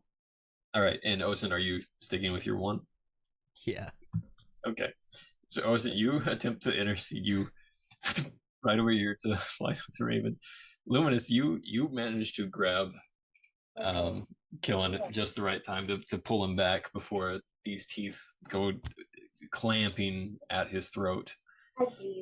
And Osen, you're there in about that time, stumbling forward toward Flies with the Raven. You miss her teeth as they're gnashing towards you, but you back into Stands in the Meadow, who essentially starts trying to do the same thing here, and you move just out of the way, and then all 3 of them just have these huge grins in their face, and they're cackling maniacally, and it is one of the worst sounds that any of you have ever heard. Mermaid nose. And Mermaid nose. And speaks with the mountain. Says, well, while there might be some truth that we could benefit from for your theory here, Kellen, believe we are in a situation in which we know the only way to actually prevent further issues. Seems like it was worth a try, but I do not know that that we have enough time to truly put this theory into practice.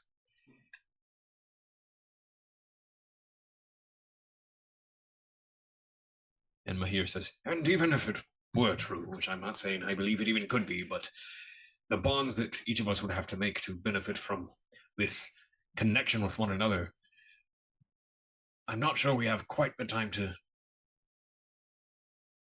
get that in order either.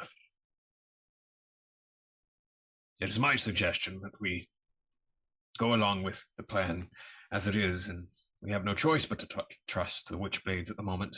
And speaks to the mountain, says, well, that might be so, but they are only asking for our help because they have need of our help for some reason. They have numbers and they have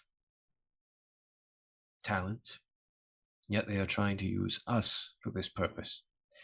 Either they are convinced that this will be a failure of some kind, and they are trying to see if they are sending us to our deaths, to prevent their own, or they are in need of some other thing that we cannot quite perceive yet. The best thing to do is to think deeply about what we know about them, and if we can have some leverage over them to ensure that we are not in greater danger.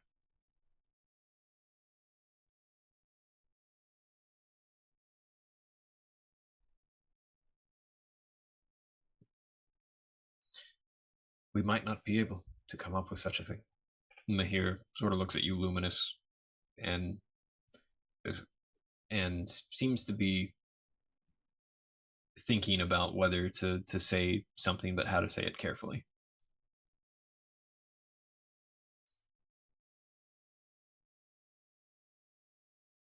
Or you wanted me to respond? Truly is. It would be great if we had some guarantee that they weren't actually intending us to go to our deaths, wouldn't it? Yeah, absolutely. It would be a real shame. But all we can do is go and hope at this point. Right, well, of course, but there's no reason that any of us should assume, as far as I can tell, that they're not in a circumstance in which they would suffer as the result of us suffering in some way. Am I correct? Does that make sense? I would agree. Osa, Right. What do you think?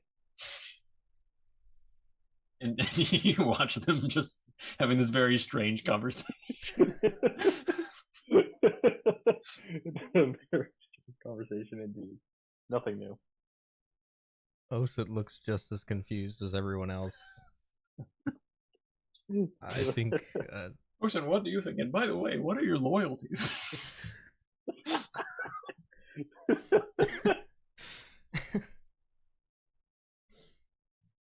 I believe this is the best chance that we have what the Witchblades have offered. I would love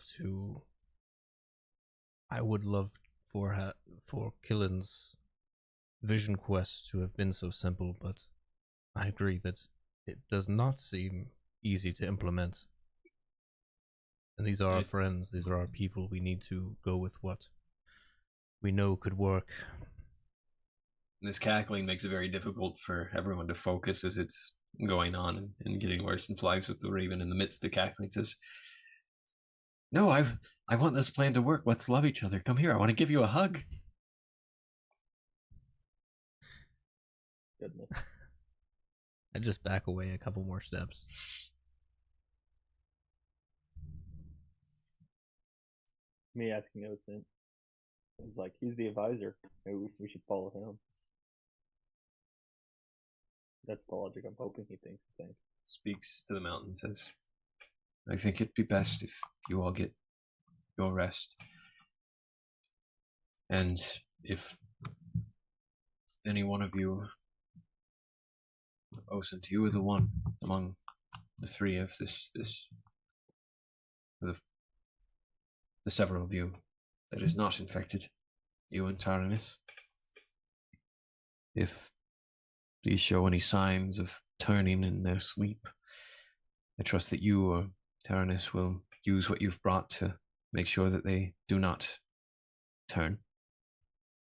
Of course.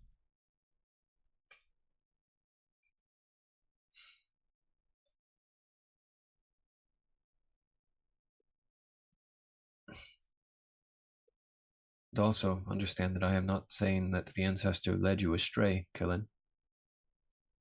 I'm saying that perhaps we just don't understand quite the nature of what we would need to do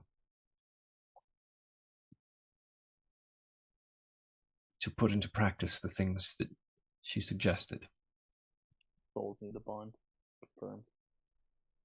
We need to figure it out. Yes. But until we have it figured out,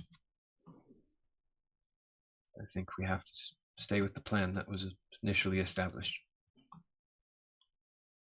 If there is a way to do what must be done without feeding the darkness, so to speak, do all that you can to do it. I understand that they do not want you to kill these creatures. They want to capture them.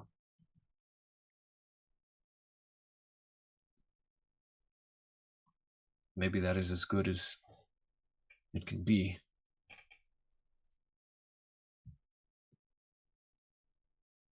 Nonetheless, that seems to be leading to a way in which we can gain more resources to thwart this infection. That seems to be the greatest goal in this moment. Let's hope it doesn't make it worse in the end.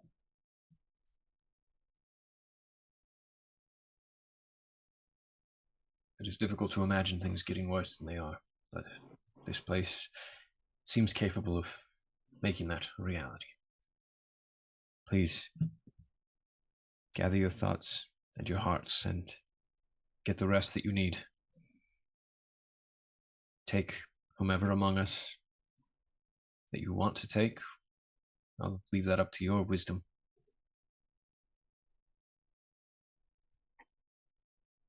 All right. Does anyone have anything else before you guys get some rest? No. Right. So in the zone of the sanctuary staff, you spend 4 hours sleeping at an accelerated rate. You wake up, and I would like you all to decide if you are taking anyone with you. You can all talk amongst yourselves. Or if you are going to do anything special, any special circumstances here. You know that some witchblades will be going along with you guys. You don't really know the extent of that and how many. I'm not asking anybody to come with us, but I do talk to Taranis, and I just say, I know I'm right. We need you, I guess from a safe distance, but I need you to try and remind her of the joy that we've shared. I will do all that I can. I believe you are right as well. Help me figure this out. You can count on me to try with all the effort I can give. And then some. Okay. Good luck.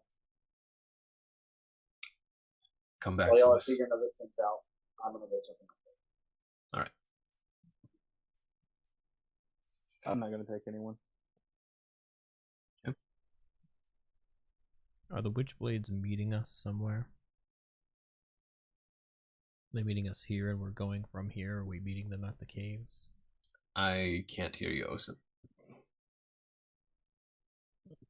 Check, check, check. 1, 2. Can't hear. Hello, hello. Oh, there it is now. That was weird. That was weird.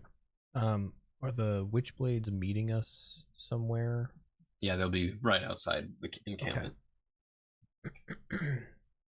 Yeah, in my estimation, it was us that the Witchblades chose to perform this task. I don't know that we need anyone else.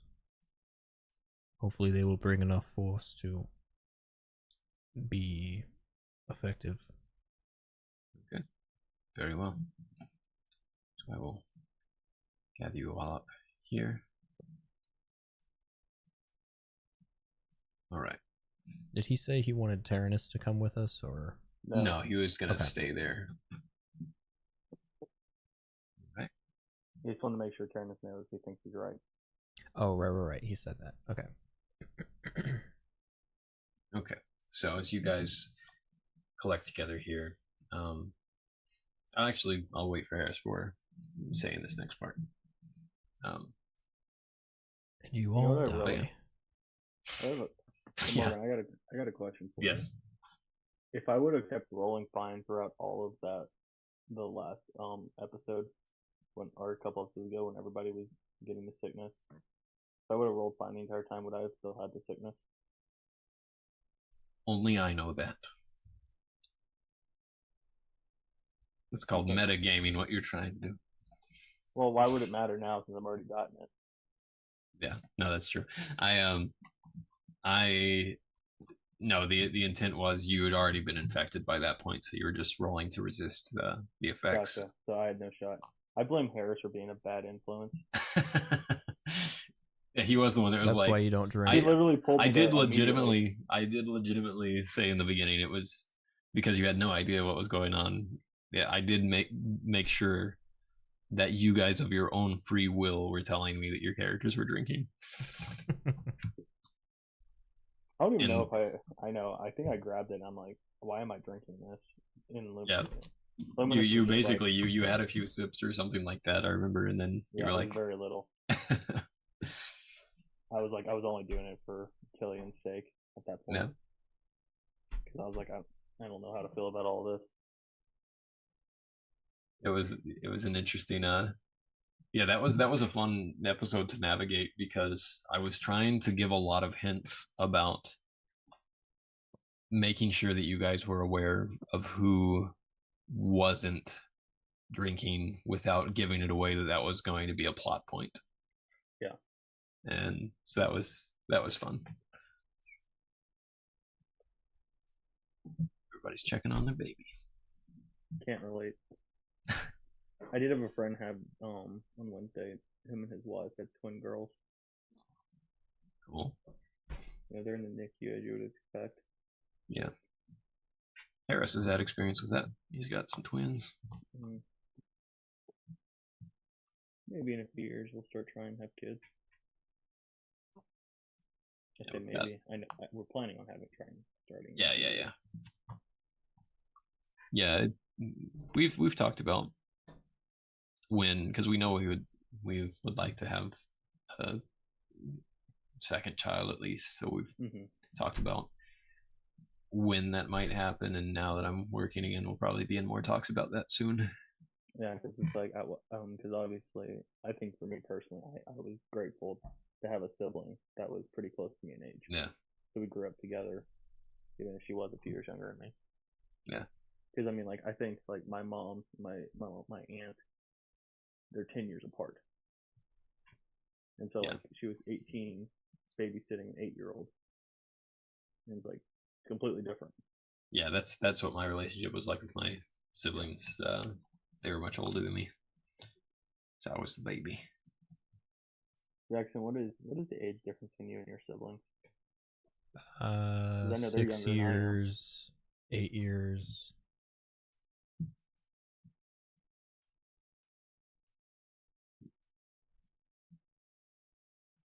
$14 years. Gotcha. I just thought of something that I would like to happen in the game, so I'm gonna do that quick. Is Carl's gonna run up to us and want to go kill them because he thrives sword? And we're gonna So tell him no. you do see, as you're going that way, you see Carlos approaching, and he has a great mustache, by the way. And he, oh yeah. Speaking of which, I want to see if I can do this real quick. I love how the quality of this when you zoom in is actually very good quality of like the pieces. Yeah, it got the. I was trying to make sure that it looked nice, so I'm glad it does. Oh, what? This is what I'm looking for. Okay, there we go. Since I'm playing since I'm gonna be Carlos for a moment. Look at that. Yeah. That's good quality right there. There we go. Beautiful. Wait, maybe this one. There we go. What'd you do? I grew a mustache. You made his mustache bigger? No, I grew a mustache on me. Here's another one. There's Make just it like like a thing Carlos's. in Zoom. I don't use Zoom very much, so I'm not sure what you're doing. What's an AI companion? There we go. It This is as summarizes big as this is as big as I've got it. Hold on. Oh, Interesting. I like Maybe the nice eyebrows. thick eyebrows too. I wish they had more options, but they're kind of limited. Have you guys ever used the AI companion? It says use the AI companion to ask questions, catch up on meetings, and more. No, I've used it have to not. summarize stuff before. The summary tab. I kind of like this mustache, so I'm gonna let it hang out for a little bit. But Carlos comes up and he says, How did you do that? in the studio effects, which are in the video filters, which is in the background effects, which is in the the video filter studio effects. Touch up my appearance. Okay. And Carlos comes up and behind you and says, "So I hear word that you are going to the Knock Knock Cave. Is that right?" Oh, you got one. Nice. I have no idea where you're finding that. I apparently am. Choose video filter. There we go. Yes, we've been tasked with finding them, bringing them back, capturing them rather, in order to procure a medicine of sorts to help the others that have been affected. So after all of this time, we have been discussing.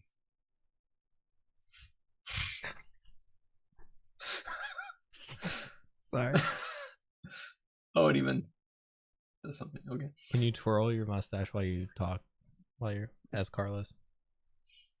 We have been discussing chasing down these things from the very beginning and killing them, slaughtering them. And now you wish to go and capture them. And you are going just because this group asked you to do that, to abandon what we said we would do. He's not taking it well.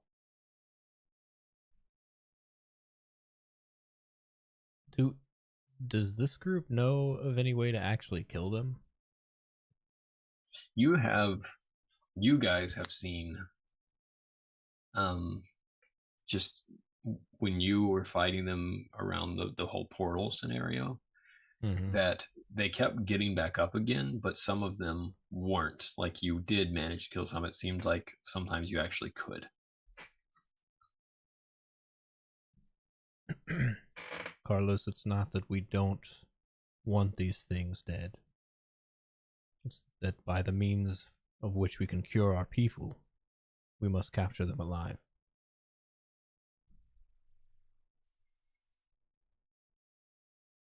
You can make a spirit roll.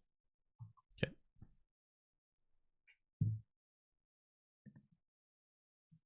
Ooh. Let me assist on this.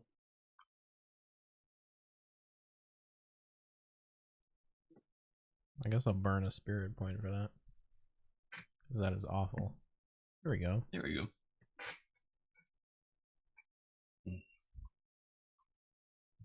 And then what? You just continue to let these things live so that they can continue the misery that they are spreading. This is not a mercy thing, it's an ingredient.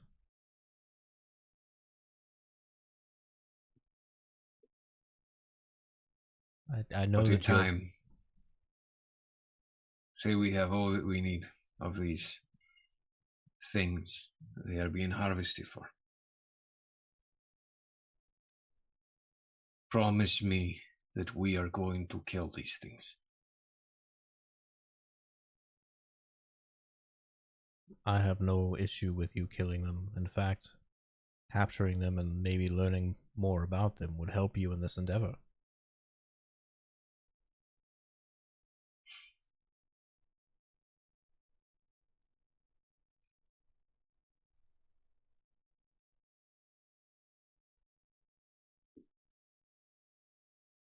I am to come with you.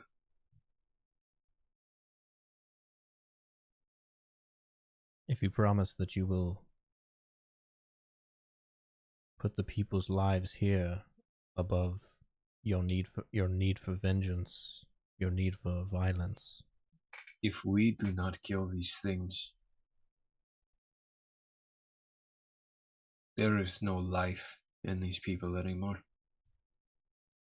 Those things cackling over there that have not stopped the entire night. Those things are your allies. Those are not the allies that I came here with. Those were people, those were good people, and now they are those. You have managed to keep your faculties. I do not wish them dead. I am saying they are as good as dead. And the people here are as good as dead. Because these knock-knocks did not even have to enter into our camp to destroy us.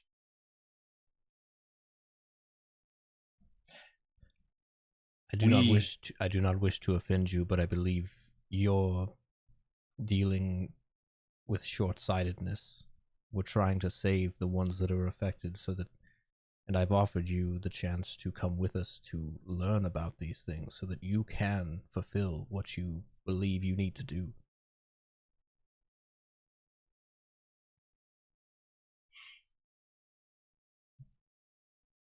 If all you're focused on is the vengeance that you seek, you truly do not care about the people, then no, you will not be coming with us. Boom, roasted. So you are satisfied that more than half of the people you landed on this island with were killed by these things. And how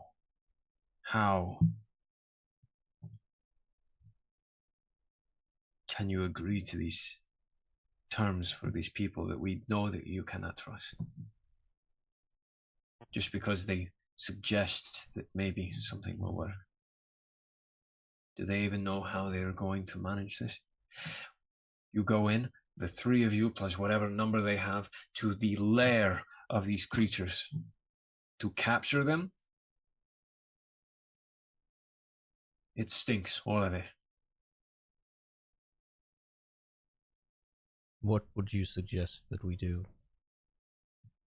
If you need to leave some alive for whatever experiments and purposes, sure.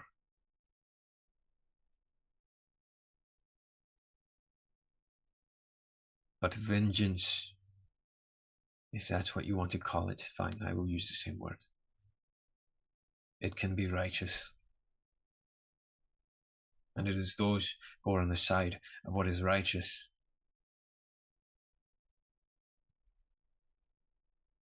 who do the work that needs to be done for the salvation of other people. I don't say that those people are things because I hate them. I hate that this place, these things, did not even have to come into our camp to make these. And they are just going to make more and more if they get the opportunity. And they are cunning and crafty. And we have to put a stop to this cancer.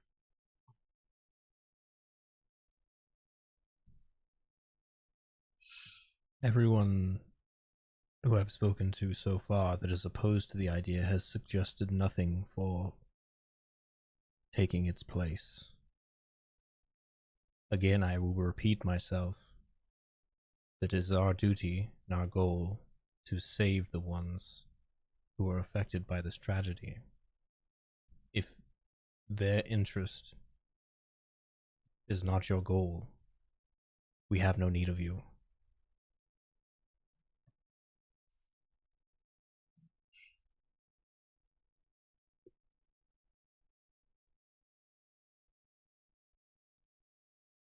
Do what you must. He walks away from you.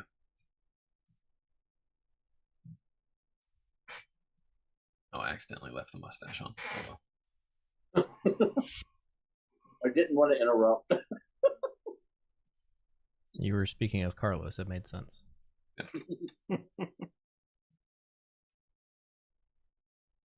All right. So you all collect together, and as you hear this sort of sound, as you look out the gate that's been constructed here, you see that the cottage that you saw before is walking on 3 large chicken-like legs. Nope. Nope. I'm out. And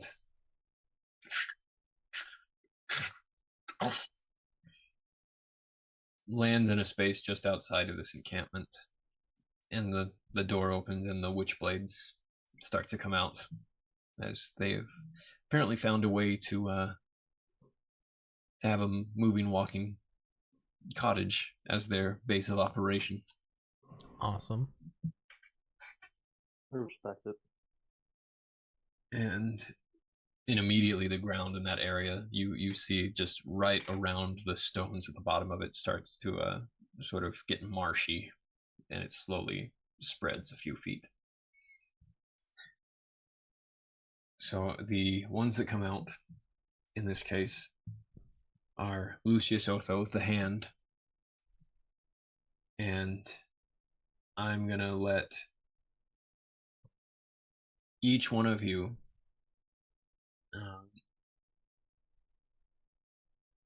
pick. Each of you gets to pick one other person out of the Witchblades of Wyrick. Could it be mercenaries too? They don't have any mercenaries with them, no. I was trying to bring back the evil But one. what I need you to do first is each of you just roll a die and Hold tell me on. what your number is. 6. 1. You said 6, Luminous. Killen said 1. Osen has 2. All right.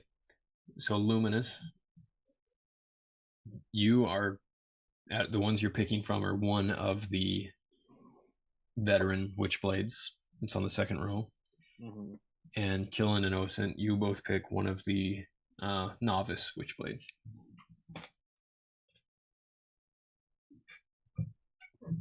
I mean, obviously the mushroom guy. Right. Let me make a note. I just noticed, and did we establish that all of the Witchblades have the cure for grinning sickness and therefore don't get infected? No, they have the treatment. Same as you guys. They haven't treated any of the people that are currently infected in their own. No, he has. They do the same thing as us. With They're doing the same thing where they've they said they don't do the internal happiness stuff, joy stuff. Oh, right. It's not like We a. just learned about. Okay. They're just It's just like a prolonging temporary the. fix. Yeah, they've shared that they're like you're permanently infected. You just Okay. have to continue having treatments, basically. So you chose the fungal folk, okay? And Killen, who do you choose out of the bottom 4 people in that list?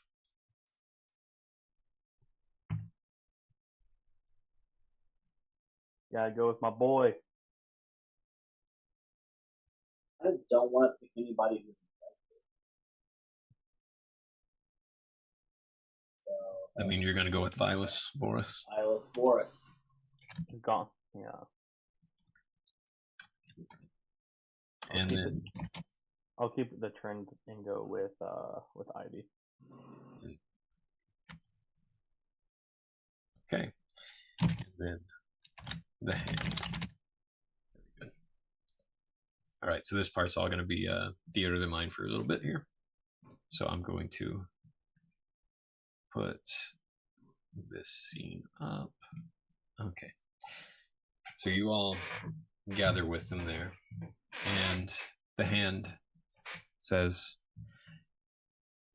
we're going to leave our encampment here near yours so that we can make sure that there's defense in the power of numbers as you all go with us. We're going northward a few days. Are you prepared for the journey?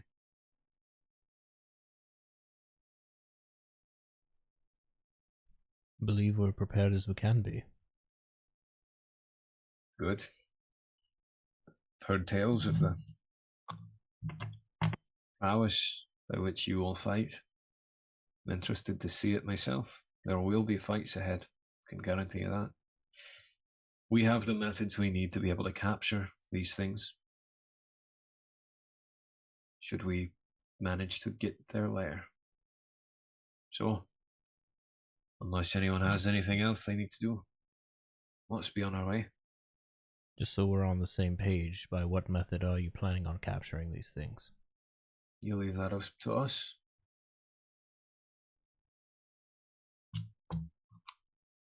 If I decide you need to know before then, I'll tell you. Don't love that. Nope. We're definitely dead. All right. So you begin your journey into the jungle again. You're headed northward, and you have this time where you kind of come to the realization that even if you try to bring up tiny little topics or talk at all, even just small talk, they're not very interested, and they don't seem like a very lively group of people. You're not even sure if Gom can talk. Well, he doesn't have a mouth, so. So, Luminous, at one point when you look over toward Vilas, she's very short. She's like 4 feet tall, 3 feet tall. She just sort of snarls at you, just as if just looking at her upsets her. And that checks out. I'd be like, she looks like she'd growl. And then as you guys all look toward Ivy, you haven't ever heard Ivy talk, but she seems like her skin is just made out of shadow stuff that's coalesced, and then she has this sort of a root-like system of dried branches in her, for which you think maybe she's named for this, and this ivy-like stuff in her hair. But she's something that most of you actually have never really interacted with before. She's a strange creature indeed. You know that she's undead by nature, but What's up, Raz? that's all you can really determine, this undead shadow stuff.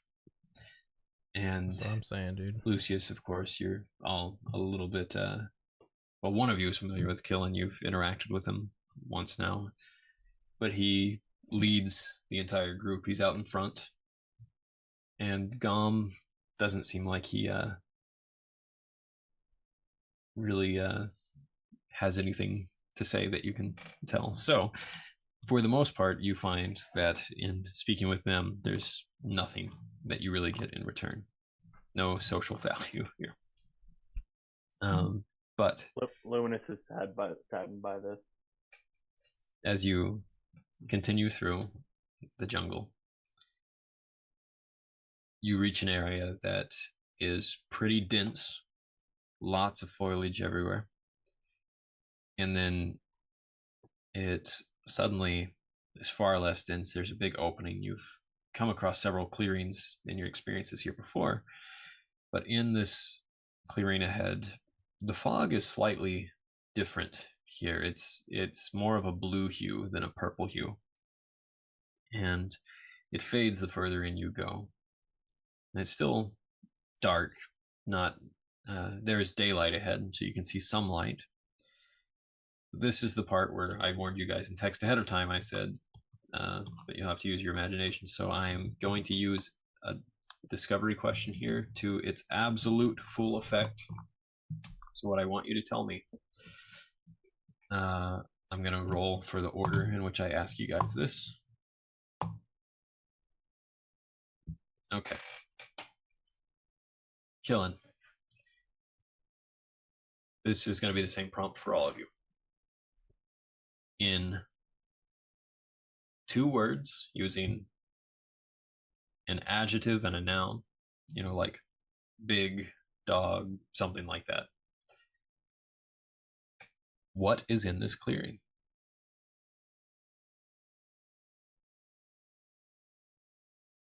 One thing that is in this clearing.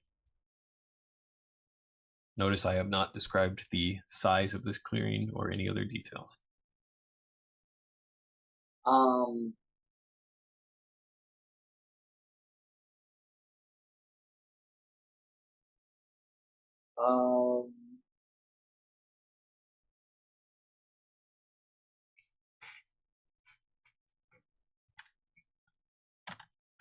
And if you would prefer for somebody else to answer first, I can give you that option. No, that's all right. Let's see Right. here.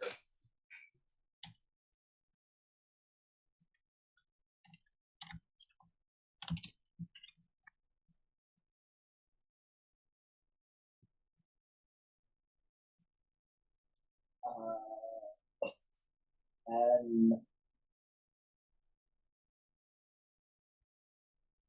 I'm gonna get rid of my mustache for you. emaciated.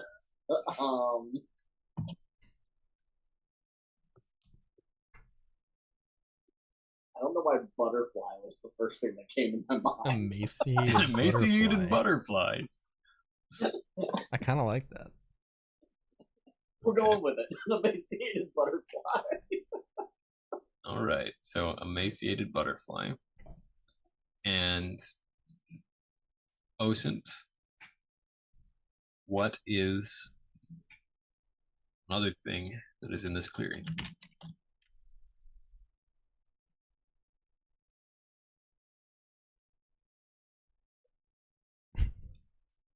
God-killing weapon. No, I'm just kidding. Okay. Is that your answer? No. Okay. Yeah, the game-winning weapon. MacGuffin! MacGuffin! MacGuffin! There's a MacGuffin there. I see it. An egg McMuffin. Glowing pond. Luminous. Yes, that's what glowing means. So we have glowing pond, and then what was the butterfly? Emaciated Emaciated butterfly. Butterflies. Was it butterfly or butterflies? Butterfly. Okay. Oh, just I'm, one. I'm not opposed to that being plural. Let's go with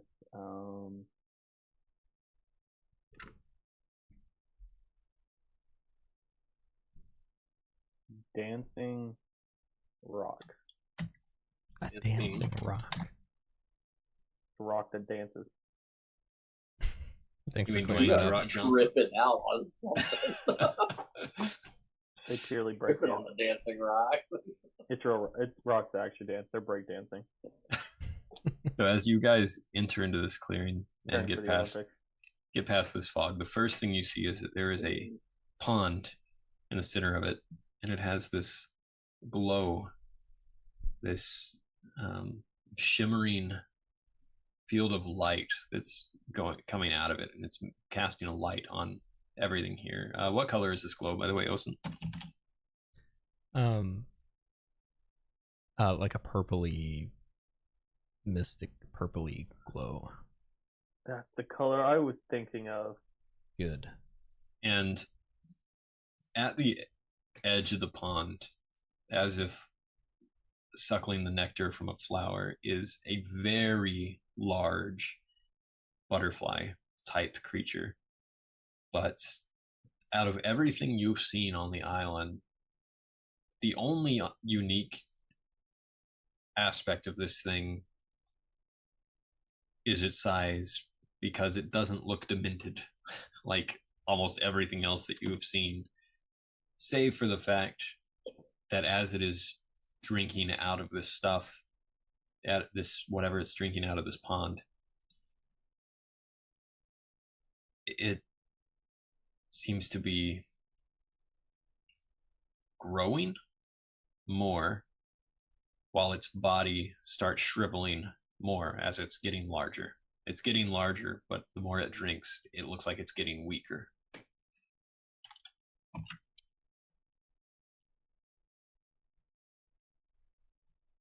And in the midst of all of this, there are 3 figures at the far end of the pond, statues. And so I'm altering a little bit of the nature of your entry here, Luminous, but I want you to tell me, these statues all look very similar to each other. What's the generalized shape of these things? What kinds of statues are these? I'm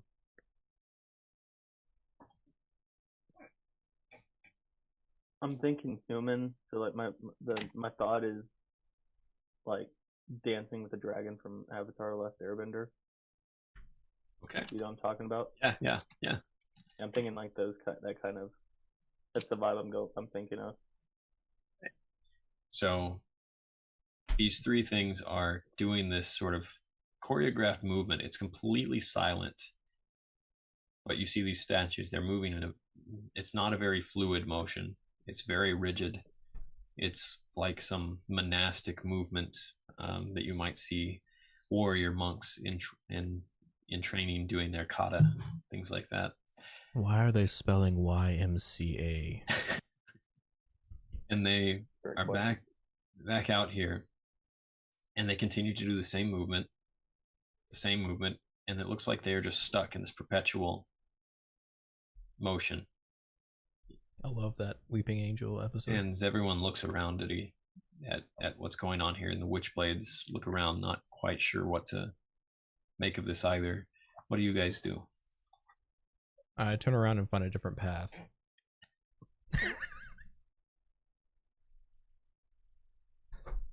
joking.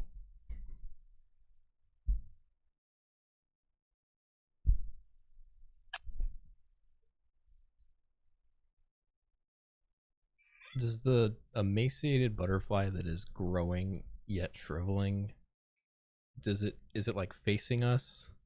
Are we coming up behind it? It should be able to be aware of you guys. It's like over to the side, and as it continues to grow, it's a slight growth, but you could see it's already like grown larger in the time that you've been here, like by a small percentage. I strongly consider putting this thing out of its misery.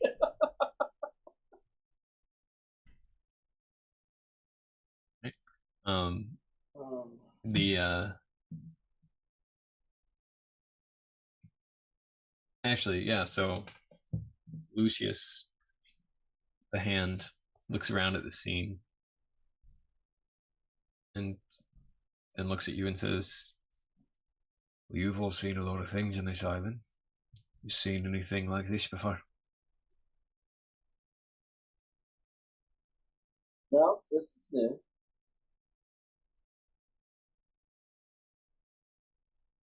The negative coach. And Vilas says, maybe we should just kill this thing. I guess And that's you why I hear- was asking, like, does it see us? Does it seem like hostile at all? It doesn't seem hostile. It seems completely not necessarily oblivious, but like it just is apathetic towards your Uncaring. presence. Yeah. And you hear what you now recognize as sort of a psychic projection, because you heard Queen Clover do this back in her undead form from Gom. You hear, this thing seems not to care that we are here, but Perhaps it will, if we allow it to drink itself to death, take that responsibility on itself.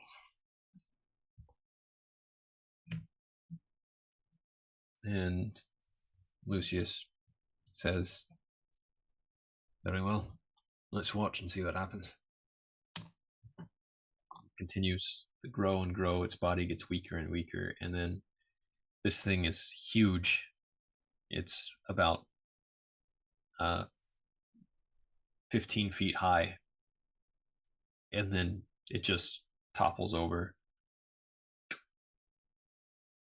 and it's just a very large dead butterfly.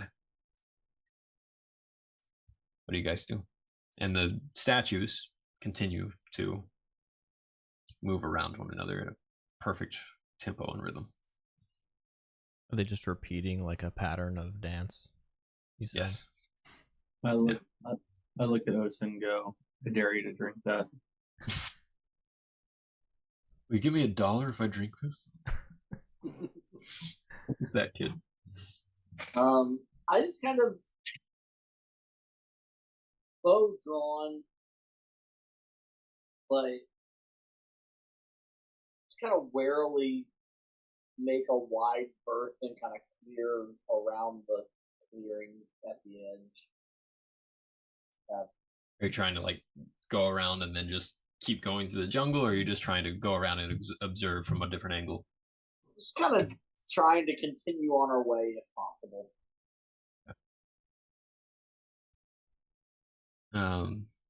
I'm pretty intrigued by the statues, so I'm not taking such a wide berth. I'm trying to get a better look at what these statues are doing. I'm avoiding the pond because obviously it was not working well for that butterfly, but it also doesn't seem as if I'm intrigued by the magic, but it doesn't seem like it would be useful based on the amount that it was drinking, that we could use it in any way. You get over closer and you observe these statues. They are very lifelike, and as they continue to move around, you get fairly close, and they also don't interact with you in any other way than to continue doing what they're doing. But this very monk-like pattern of movements they're doing puts them each in each other's place, in sort of a triangular pattern, as they're doing a series of blocks and strikes, and then weaving in toward one another. None of them ever actually touching each other. And as you're examining them, you see that there is one other detail that you find interesting and odd about them, and I want you to tell me what it is.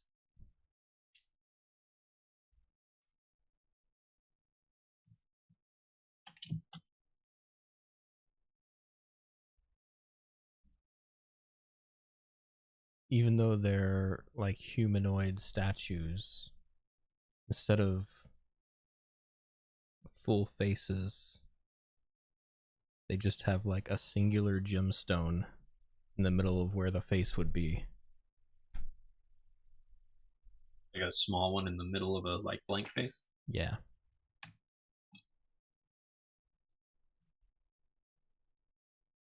Okay. And Luminous, what are you doing? I would say I'm just following their lead. Okay. Not really sure what to do.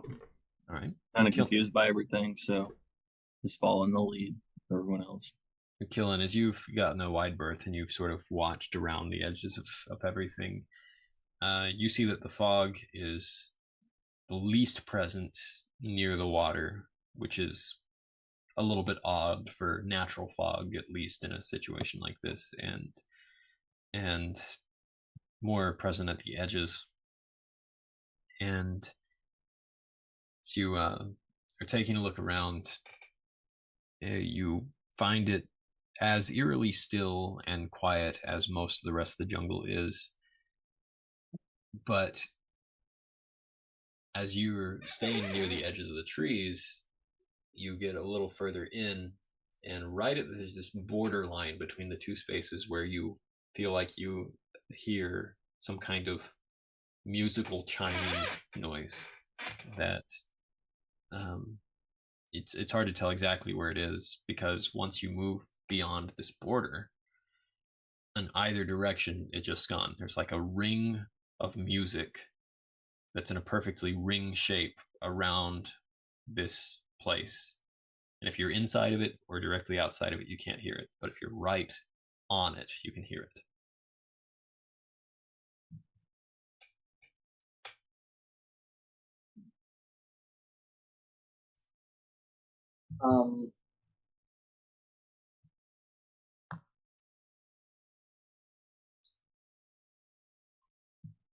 Is it?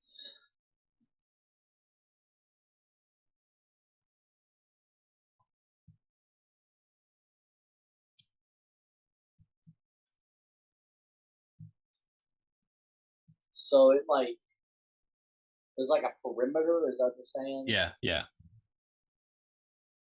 So I kind of walk the perimeter a little bit so I can kind of figure out the boundaries of this. Is it like a? It's almost a perfect circle. Is it like a tune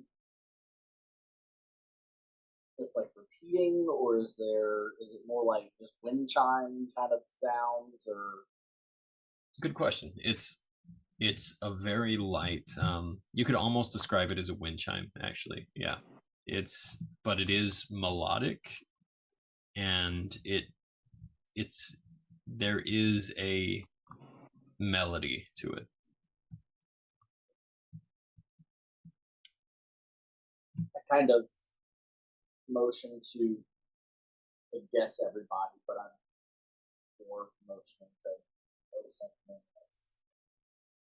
But there's something weird right here.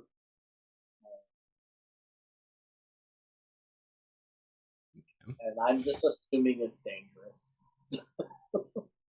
You're really a good guess out here. All right. So, as you Berries, man.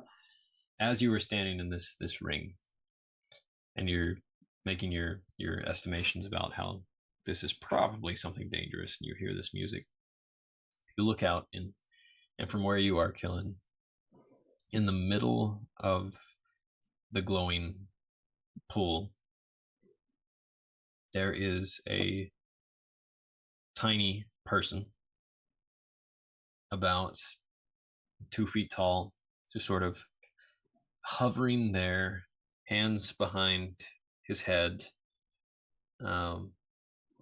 and legs crossed like he's sitting in a hammock or something, but you can't see one. He's just sort of hovering in place. And as this melody becomes more clear to you what it is, you realize that the sound is a little sort of rectangular bar in his mouth on a little brace that he's sort of blowing back and forth, and it's a harmonica this thing is playing. This man looks like he's not quite a gnome. He doesn't have a pointy head like one. He's not quite a bruni. He's a little bigger than one. But he's a very odd little fellow. And he's playing this sound, and he makes eye contact with you and plays a note, and I need you to make a spirit roll.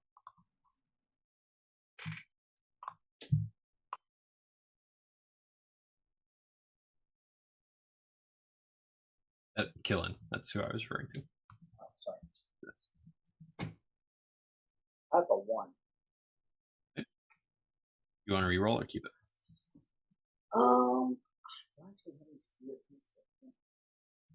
We just rested. Yeah, you did. Did we get skill points back? Yeah, you get all your skill points back. That's right. Yeah, let me not die as soon as we start this test. That's a 1 again. So We'll try it one more time. I'm gonna take that. All right. He says essentially in his song, he somehow says this even though he's playing the harmonica. He says, "You might want to step in a little closer," and you have a choice whether you do or not. No, thank you. Getting closer has been so helpful. Yeah, that's not gone well for me today. All right then. And almost as soon as he says all right then, since you're standing on the border, you feel a very cold chill from the outside of the border in the rings around you coming from the jungle. And you get the sense that something in the jungle is getting closer to you. I changed my mind and jump in. Yeah, do you want to?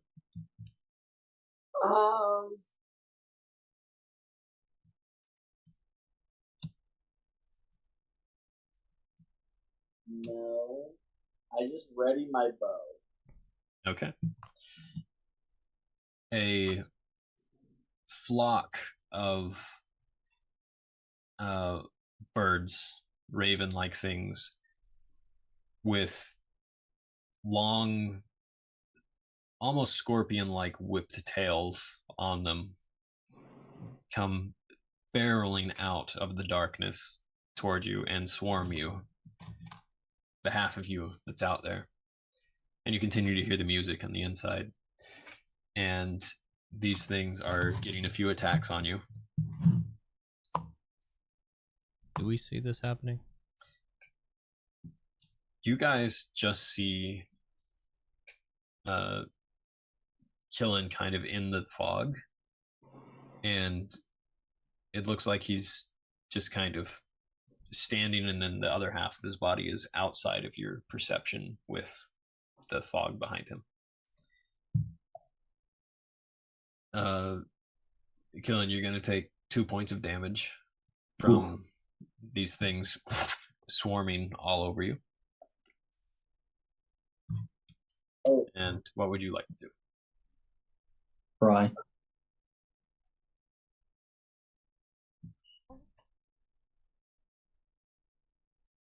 want to jump in this circle, but I feel like I need to jump.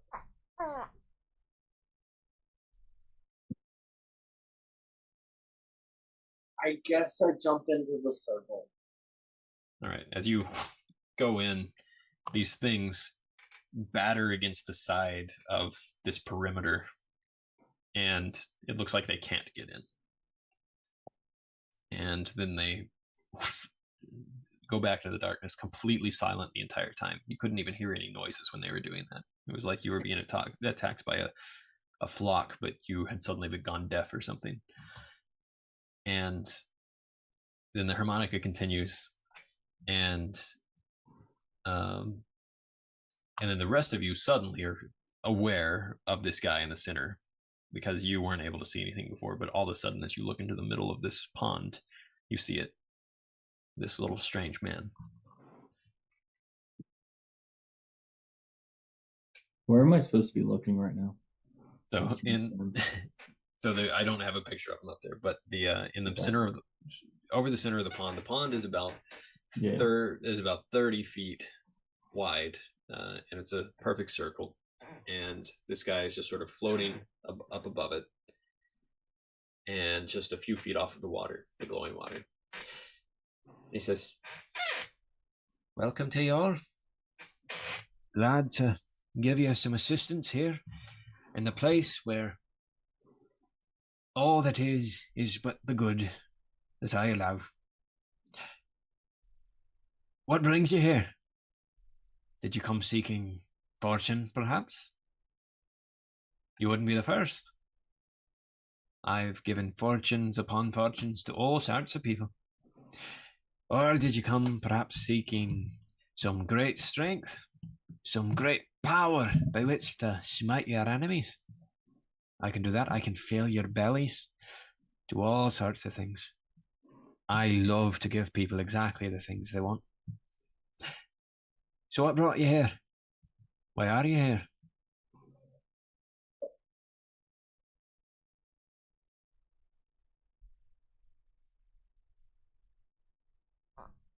We are hunting knock-knocks.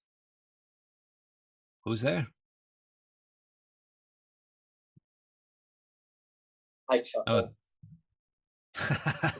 There we are. So, good humour. Very nice. Hunting knock-knocks, you say? That's what you're calling these ones. Alright. So you're hunting the old jungle elves. Well, did you come here specifically for the purpose of getting some help with that?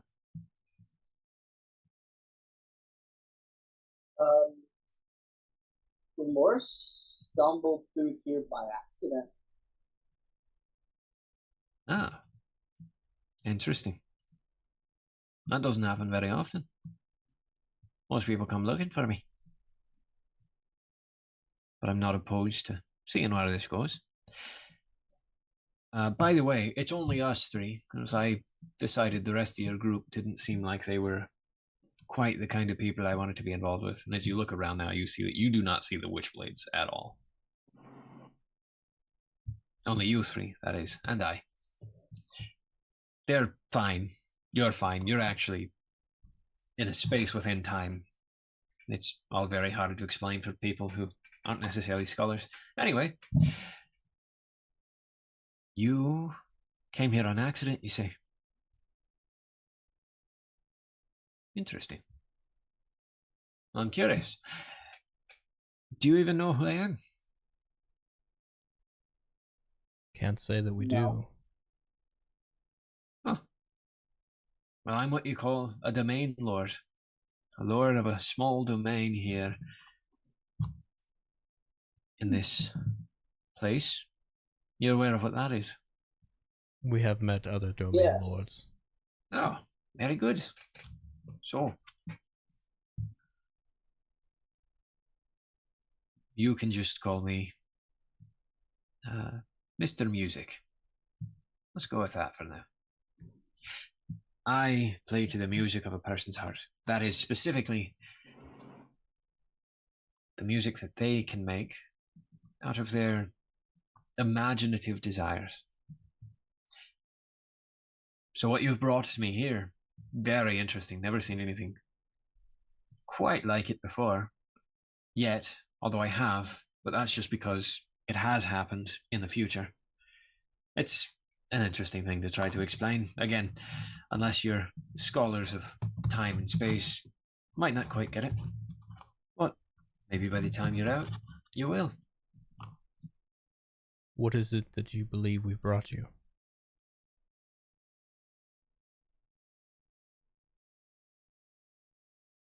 You, as you're examining him, as you ask this question, he seems as if he's thinking very carefully about how to answer that. You've brought me the visage of what you want.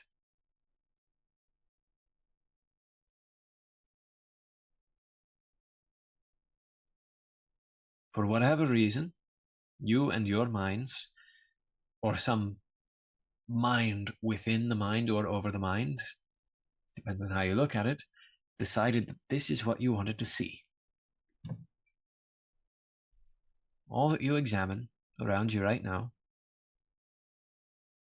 is what you individually decided that you would like to see. So the minds between the minds, or the mind above the mind, or the mind behind the mind, you might not quite understand what that means yet, but it is going to be critical if you want to get at the meat of what can happen here. I love the realm that I'm in, my small domain.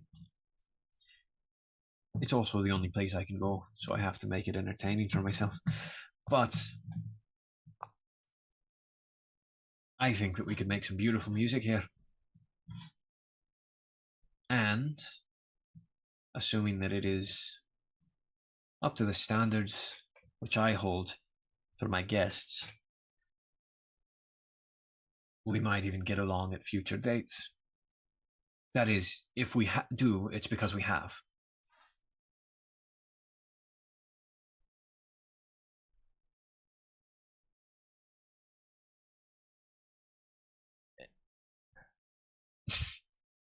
Am I to understand that we have some sort of control here on the island, or only in this domain? Island. Interesting. As for the domain, yes. It is control, but it's control of the mind behind the mind, or above the mind, or below. Does that make sense to you? Probably not. If it did, it's only because it does. And if it does, it's only because it will. And if it will, it's because it did. Then it does. Good. I light my pipe and say, "This sounds like a grand cosmology." On the cosmological scale of all things, we're all just specks in the dust of the infinity. But with the residuum of the infinite, we can exercise some level of control. But it's not us that does it, you see. It's the us behind the us or within the us. Maybe above and maybe below. But it's the us that is, because it's the us that was. But the us that was is the us that is, and the us that will be is only will be because of the us that will be beyond the will be. Does that make sense? I'm too tired to understand what you're saying. Broken Kyle. We should have done this bit 2 hours ago. I'm literally over here trying not to fall asleep and listening to this, and I'm like, I have no idea what you're saying. Let me ask you this way. And this is the last I'll ask of it. Who makes the decisions that you make? The us that is. Sure. The us that is. And is that because it's fated to happen? According to your logic, yes. Sure. And when is it decided that that is what fate is? When the decision is made. Can a decision like that be reversed? Not if it will be, and only will be because it is and because it was. I think I'm going to like you. So yes, to understand what this place is, you have to understand that what you said is absolutely accurate. That there is such a thing as fate, and it is bound. And simultaneously, somehow, in the grand cosmic scale of all that is, what is determined to be fate can, by some means, simultaneously not be fate. There are paradoxes at play that allow us to speak right now in a moment that is not even a moment, because no time is passing for us. And I can identify some things about all of you. To know that you are in need of a person like me at this point in your passage of time. Let's make some music together.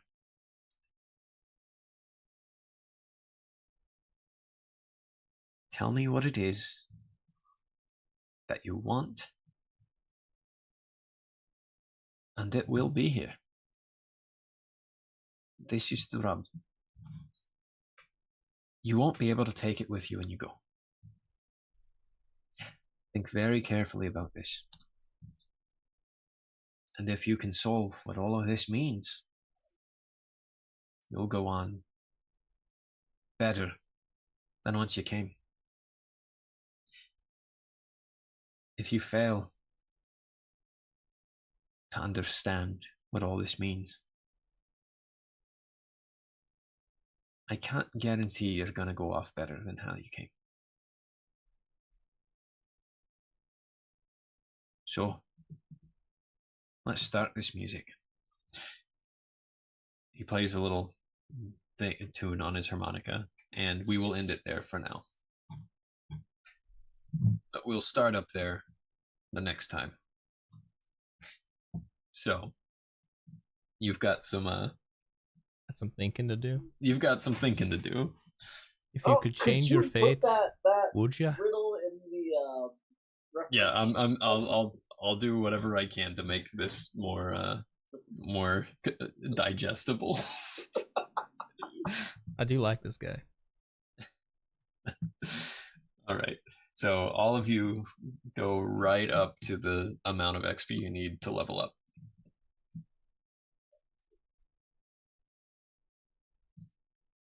And I believe that'll put you at 7. Yeah. All right. So next time, yeah, sorry, Kyle. There was a moment where I was like, Kyle is is lost. I'm like sitting over here like for like the last 20 minutes being like, stay away. I'm dying. Yeah, I was struggling a little bit. But thanks for bearing with me, guys. Yeah, you just said earlier before we started, you were like, yeah, I'm gonna be up till 2 today. Nope, not anymore. So we're at 320 XP, you said? Yeah. So now, because of the new system, we get the new ability, plus you can change ability if you don't want Yeah, to. yeah. If you guys, what I'll let you do, because all of this is about to be a little different, up to 2 abilities that you decide, I never use this, I don't want it, you can just replace it with another ability. So feel free to do that.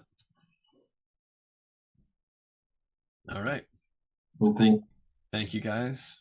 Sorry that it took a little longer to get through the end there, and that was maybe jarring in terms of the amount of effort it would take to think about what was being said, but I loved it. it works out for my purposes. I appreciate it, Jackson. I always love an opportunity to deal with a character that has some quantum physics type thought process. All right. Yeah, Schrodinger's pond here. Schrodinger's harmonica, if you will. All right, my friends. Thanks for playing. I will see you all next time. All right. Bye, guys.